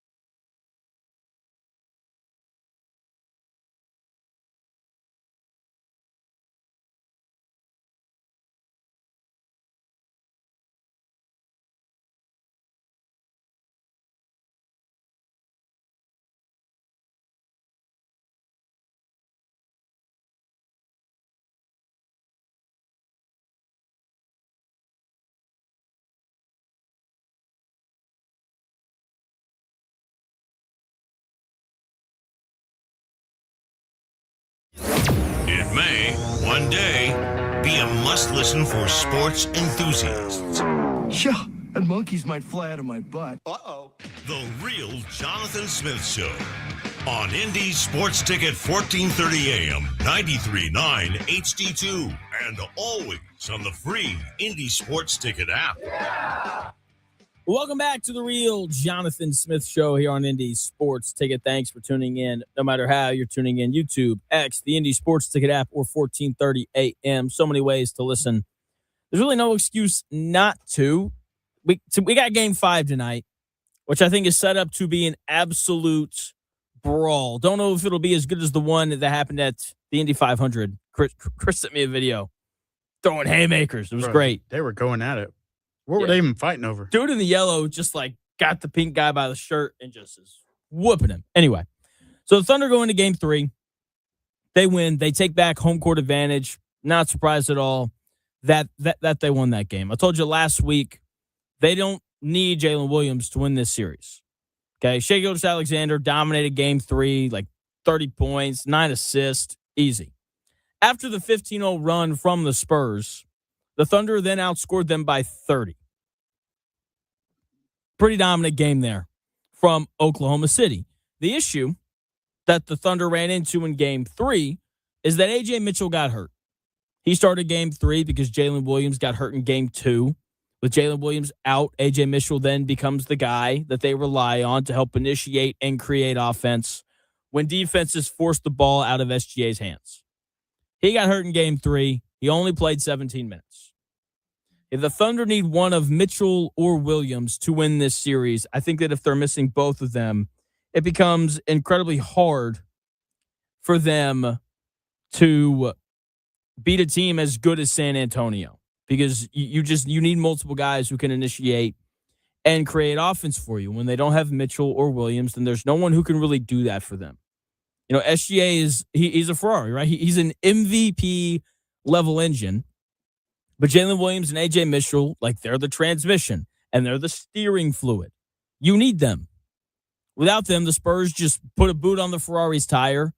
And they threw a double team at SGA in Game 4, and because there was no secondary creator to pass it to, the Thunder engine just stalled out.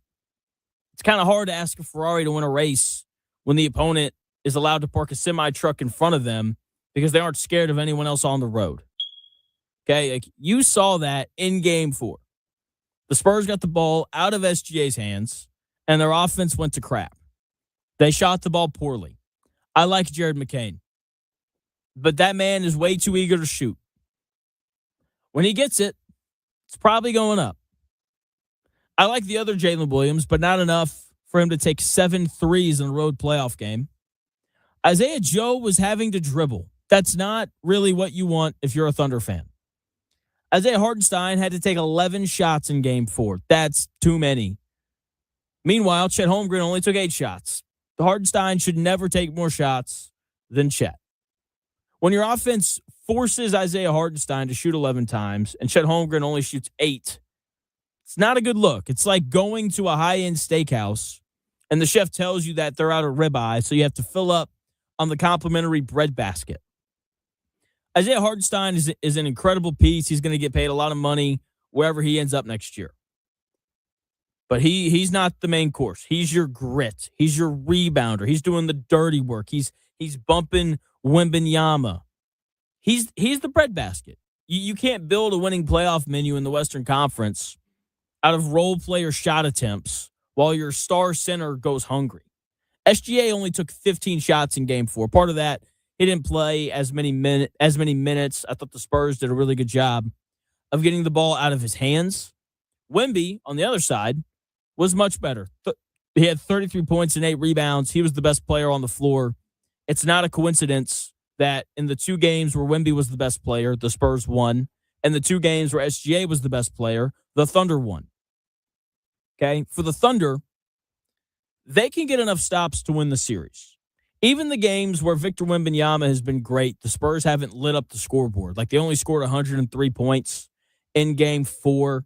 The game was tied at 108 apiece after the first overtime in Game 1. The question is if they're going to be able to get SGA enough help on offense. Think about it like football. If an opposing defense knows that you don't have a true number 2 wide receiver, like the Colts this year, what do? They bracket your best receiver. Okay, they put their best corner on him, and they float a safety over the top every single play. Alec Pierce, get ready for that this year. That's what San Antonio did to SGA in Game 4. They dared the tight ends and the backup running backs to beat them, and they couldn't. Now, if Jalen Williams or A.J. Mitchell come back, in Game 6 and 7, then I feel pretty good about the Thunder winning 2 of the next 3. But if they don't, then the Spurs are going to have a chance to take the series. They're a great defensive team, the Spurs, and the Thunders don't have enough offensive creators without Jalen Williams and A.J. Mitchell available. Again, A.J. Mitchell not playing Game 5. Jalen Williams is listed as questionable, and I would be very surprised if Jalen Williams played tonight. Okay, he's only hurt his hamstring 4 times this year. It's tough to come back from your 4th hamstring injury 6 days after it happened. So we'll see, if he plays tonight, but I doubt it. Now, if they don't come back, the Thunder can still win the series. It just becomes a lot harder. Okay, 2 of 3 things need to happen for the Thunder to win the series. 1, and this has to happen, Shai Gilgeous-Alexander has to play like the MVP. Okay, the Spurs have shifted their defensive coverage. They doubled him in different spots in Game 4, like the first 3 games. Like on the catch, they were pretty much showing him a double. Game 4, they doubled later. That kind of gave him some issues. I think that's part of why he struggled. He's got to adjust to that, and I think he will because he's a great player. I think he's going to be great tonight. Okay, so he's got to be better. He's got to be awesome. 2, Chet Holmgren has to be better. When Chet Holmgren was coming out of Gonzaga, he was in contention to be the number 1 overall pick. Right now, he's proving the Magic correct and taking Paolo Banchero over him. Because in this series, he's been pretty much non-existent. Coming out of Gonzaga, he was thought of so highly because he's this 7'1" center who moved well.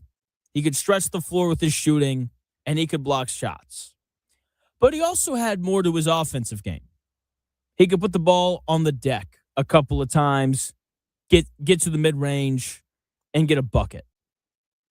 He's going to have to do that if the Thunder want to win this series. 8 shots from him just isn't going to cut it. 10 points isn't going to cut it. That's what he had in Game 4, 10 points on 8 shots. Not very good. I understand that he's scared of Wemby, and I understand that he's normally not called upon to carry as heavy of an offensive load as he's going to be called to do in Games 5, 6, and 7. With that being said, he was voted 3rd team All-NBA. He's one of the 15 best players in the league. If A.J. Mitchell and Jalen Williams don't return, like he's the guy that you have to look to be better. This guy's the number 2 overall pick. Come on now. Right now, Chet Holmgren is playing like he's David, trying to throw rocks at Goliath from 100 feet away because he's scared of Goliath. Okay, but here's the problem. Chet Holmgren is not David. He's 7'1". He's the 3rd team All-NBA Giant. And you can't be one of the 15 best players in the world and settle for being a spectator when your team is starved for offense. He has to be more involved. He has to put the ball on the deck and force the issue. If you're going to get blocked by the alien, get blocked going hard to the rim. Don't lose the game standing on the perimeter watching Isaiah Hartenstein take more shots than you. That's unacceptable. My favorite play from Chet in Game 4 happened early. He goes to the rim, tries to dunk on Wemby. He gets blocked, but that's fine. I need him to be more aggressive for Oklahoma City. The third thing that has to happen. The bench has to be awesome. The Thunder won Game 3 because of their bench. Okay, Caruso was great in the first 3 games. He struggled in Game 4. I think he only took like 1 shot. Jalen Williams, the other one, the center, and Isaiah Joe, they hit shots in Game 3, especially Jalen Williams had a playoff career high. Good for him. Jared McCain in Game 3 scored 20+. Their bench is significantly better than San Antonio's, but they have to make shots at some point. Their role players are significantly better on the offensive end than San Antonio's. But none of that matters if they don't make shots. Okay, in game 3 on the road, Oklahoma City's bench was a beautifully synchronized jazz band. In game 4, it looked like a bunch of musicians trying to play over each other. Jared McCain gets the ball, and it's an automatic green light. Okay, he's treating it like a game of hot potato. He gets it, the ball's going up. Isaiah Joe was out there in game 4 being forced to compose the music as opposed to just hitting his notes. When you have spot-up shooters being asked to become creators, then you lose the melody completely. That's what happened to them in game 4, and it's why they played bad. Now, part of that is shooting variance. They certainly missed a couple of shots that they normally make. But again, like, this Spurs defense was incredible. They defended so well. Every shot was tough. They forced 20 turnovers. They lived in the Thunder's grills. It was just an incredible defensive performance, even if, there's a little bit of shooting variance there. So that's how the Thunder can overcome the injuries. SGA has to play like the MVP, and then either Chet Holmgren has to get going or the Thunder bench has to get going. It's a tall order because the Spurs are a really good team. They have the alien. Their role players are due to hit some shots at some point. The Spurs always defend well. I think this is going 7. I think game 5 tonight is going to be a classic. And we'll just have to wait and see how Oklahoma City adjusts to how the Spurs decide to play them tonight. But I think the guy that I'm most intrigued by is Shai Gilgeous-Alexander because he has an opportunity to have a moment. Like, even looking back at their run last year, there's no SGA game. There's not one. He was great consistently, but there's not one game that sticks out above the rest, and I think tonight has an opportunity to be the SGA game for the Thunder. It reminds me of the Bulls in '98 where Scottie Pippen's back is shot. Dennis Rodman is taking his time in Vegas doing crazy things out there. And it didn't matter because they had Michael Jordan. He was just like, I'm going to beat these guys essentially by myself. I'm going to will us to victory, right? And they go on. They win game 6, and Michael Jordan goes out on top because he's Michael Jordan, and that's just what he does. That's what Shai Gilgeous-Alexander has an opportunity to do tonight. No Jalen Williams, probably. No A.J. Mitchell. Injuries are piling up. Your bench didn't shoot it very well in game 4. Go do it yourself, man. Put the team on your back and lead them to victory. Because I'll be honest, I don't think that Chet Holmgren is coming around. I do think that the Spurs bench, that the Thunder bench is going to be better because they can't be much worse than what they were in game 4. So tonight, it's got to be a lot of SGA because Chet Holmgren's soft. No other way to put it. He's been soft. We can spell it out for you. A-W-F-T. Soft. It's such a good sounder. Because seriously, he has been. Chet Holmgren scored 43 points in 4 games. No matter what you thought of Miles Turner last year in the playoffs, he didn't have any stretch like this. He's been absolutely pitiful. Time and time again. He's completely he kind of looks like James Harden out there. Terrified to shoot. Not really the guy that we saw during the regular season. And again, I get it. Wemby is a tough matchup and all these things. But again, Victor Wembanyama is not guarding him. The Spurs continue to put smalls on him, and he's not finding a way to exploit that. And he's going to have to do that here at some point if the Thunder want a chance to win this series. So game 5 tonight, in spite of everything that I just said, I am taking the Oklahoma City Thunder to win game 5, as is Chris, even though I will say the smart bet is probably the Spurs plus 4.5. The other series is over. The Knicks sweep the Cleveland Cavaliers, which means Cleveland has a massive summer ahead, and it starts with a brutal reality check on their superstar. I'm going to tell you why Donovan Mitchell is the ultimate sports car in a bad way. He's got no trailer hitch, and that's problematic. And the Cavs should trade him immediately if they ever want to get over that championship hump. I'll tell you why in 4 minutes.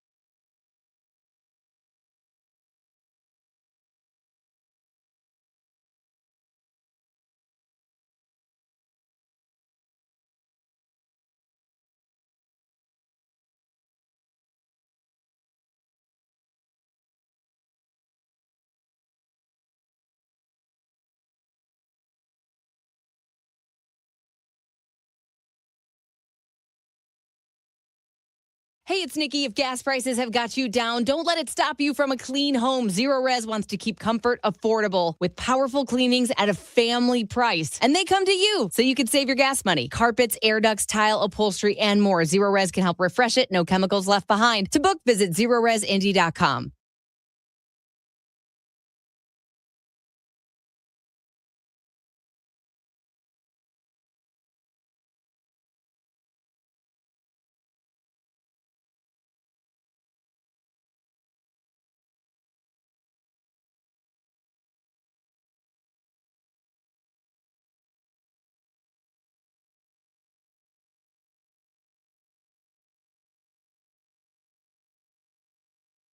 The best takes.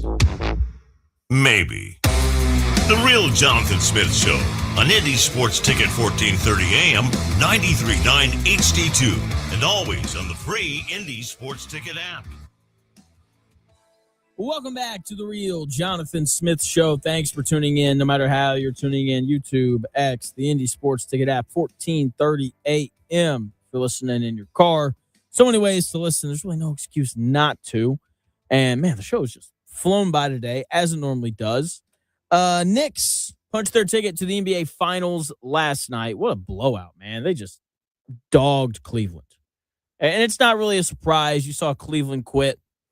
At the end of game 3, you saw Charles Barkley throw up the definition of quits during the halftime show there inside the NBA. Certainly has not lost a step. So you didn't need to look at the scoreboard at the end of game 3 to know that Cleveland was dead.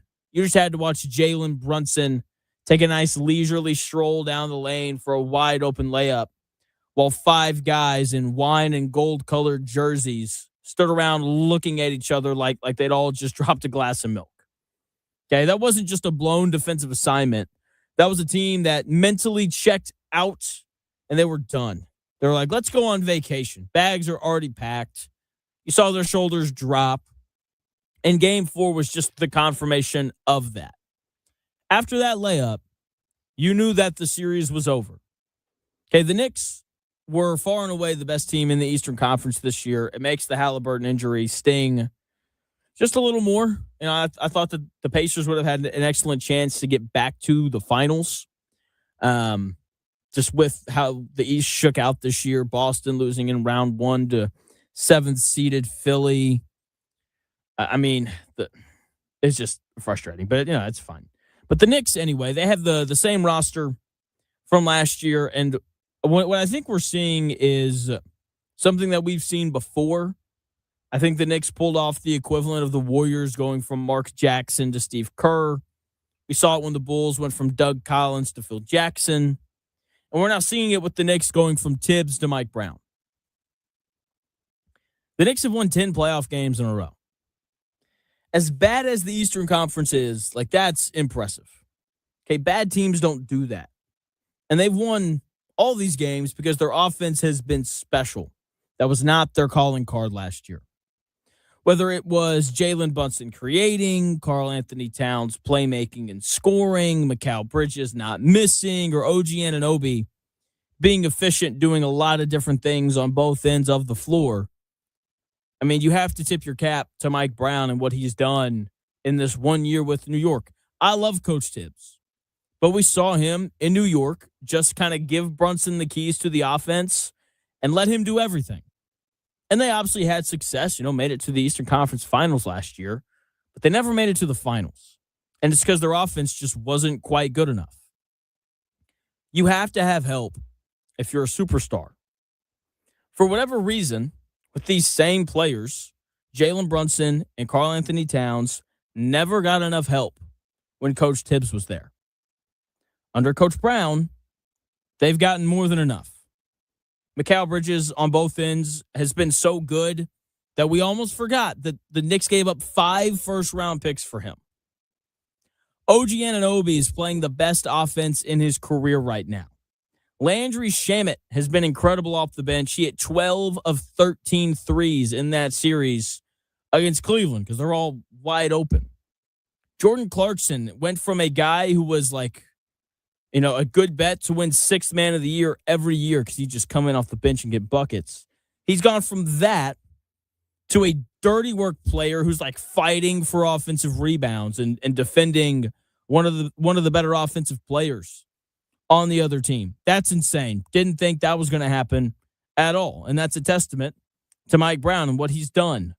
He has made the lives of Jalen Brunson and Karl Anthony Towns easier on both ends of the floor. And that's why they're rolling.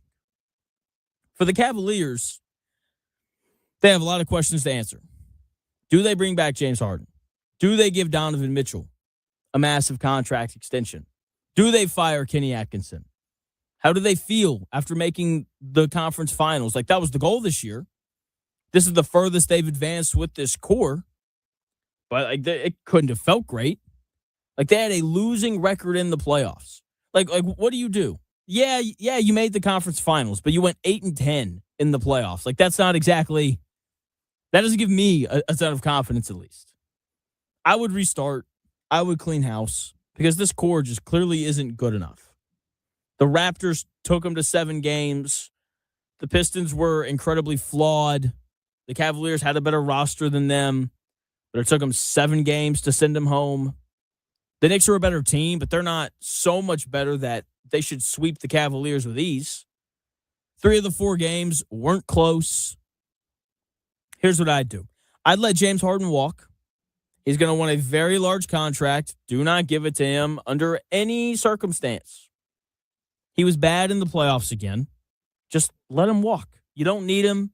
I don't think any team that's trying to win the NBA Finals should want him. Let him go to some bad team that's just trying to sell tickets. They can put his photo up outside the stadium and say, hey, we have James Harden.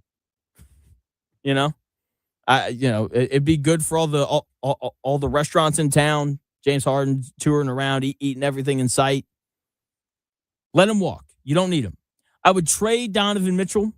He's the best possible version of Cam Thomas. At some point, you have to make your teammates better. Donovan Mitchell scores the basketball as well as anyone in the NBA. But he's not a good defender. He's not a facilitator. The only thing that he does at a super high level is score. Guess what? There's a lot of guys in the NBA who score the basketball at a high level. Okay, that is not the skill set of a player who can be the best guy on a championship team. I would move him. Donovan Mitchell is the equivalent to a sports car. It looks incredible when the wheels are spinning. It's going 0 to 60 in no time. But it doesn't possess a trailer hitch. You can't hook a championship roster to his back because he doesn't create for others and he won't lock down defensively. If you're Cleveland, you can't pay a premium luxury tax for a guy who gives you 35 points, but leaves his teammates completely frozen out of the game. By the way, the Cleveland Cavaliers had the highest payroll of any team in the NBA this year. They got swept. I'd bring Kenny Atkinson back. It's not his fault that this roster isn't good enough. With that being said, he's probably going to get fired. He is the scapegoat, but it's not his fault that James Harden is scared to shoot in playoff games. It's not his fault that Donovan Mitchell doesn't make his teammates better. It's not his fault that, Donovan Mitchell's been in the league for 9 years and still hasn't gotten better at making reads. I'd move Jared Allen as well. By the time you're good enough to compete again, he's going to be old. The only guy that I would hold on to is Evan Mobley, and I would start cleaning house immediately to build around Mobley. You're not going to be better than the Knicks. The Pistons are probably going to be better next year as their young guys continue to get older and develop. The Pacers should likely be better than them next year, with Halliburton coming back, bringing in Zubac as well. They're an average Eastern Conference team next year that'll probably earn a second-round playoff exit next season if they keep this core together for another run. Now, the Knicks are in the NBA Finals. They're going to get 8 days of rest before the NBA Finals start if the Western Conference Finals go 7 games, which is very possible. Okay, the Knicks are incredibly healthy outside of OG Anunoby hurting his hamstring earlier in the playoffs. They don't really have any injuries. And OG's played well since coming back, and he's got 8 more days to rest his hamstring even more. Meanwhile, the Spurs and Thunder are banged up. This is like a boxing tournament where on one side of the bracket you have 2 heavyweights in a 12-round war. They're bleeding. Their ribs are broken. They've got swollen eyes. They're swinging wildly in the 11th round, just trying to survive. Meanwhile, the guy from the other bracket wrapped up his semifinal match with a first-round knockout. He's sitting on a stool, hydrated, ice on his muscles, just watching the bloodbath. If he wasn't in his boxing shorts, then you wouldn't have even known that the guy fought. That's where the Knicks are at right now. Now, they're not the favorite on paper, but they're stepping into the ring fresh. Well, the Thunder or Spurs are going to be stepping in with a target on their chest and a limp in their stride. Like the Thunder are playing tonight without A.J. Mitchell and probably without Jalen Williams. The Spurs have minor injuries to De'Aaron Fox and Dylan Harper. They've still got 3 games left to play in this physical series as well. I don't think either one of these teams are going to heal up to a point where they're as healthy as the Knicks when they're playing every other day against an excellent and physical team opposite of them. And that's going to give the Knicks a chance to win the finals. I talk about it in the NFL all the time. And it's true for the NBA too. The healthiest team is always going to have an advantage. And the Knicks will be the healthiest team in the NBA Finals, no matter who they play. At full strength, the Knicks are the worst of these three teams, but that's not what's happening. Everyone's looking at, who has the best weapons, who has the best players. But the Finals isn't a talent show. It's a survival movie. Okay, the Thunder and Spurs are caught in a storm. They're losing supplies. A.J. Mitchell's out. Jalen Williams is hurting. Fox and Harper are taped up. They're hobbling through the mud. Meanwhile, the Knicks just cleared the weather, and they just got an 8-day timeshare in a luxury resort to rest up. By the time the finals start, New York isn't going to be playing the regular season version of OKC or San Antonio. They're going to be playing the exhausted, surviving version. And the Knicks starting five, it's as good as anyone's left. Okay, their bench is playing at a really high level right now. So I think we're going to get a great NBA Finals game again this year. I know everyone keeps saying that like the Western Conference Finals are the NBA Finals. I don't think that that's true. Jalen Brunson's as good as anyone in the NBA, and they're going to have every bit as good a chance as the Pacers did last year when everyone wrote them off. Like, don't forget that. Everyone gave the Thunder the title before the series against the Pacers had even started.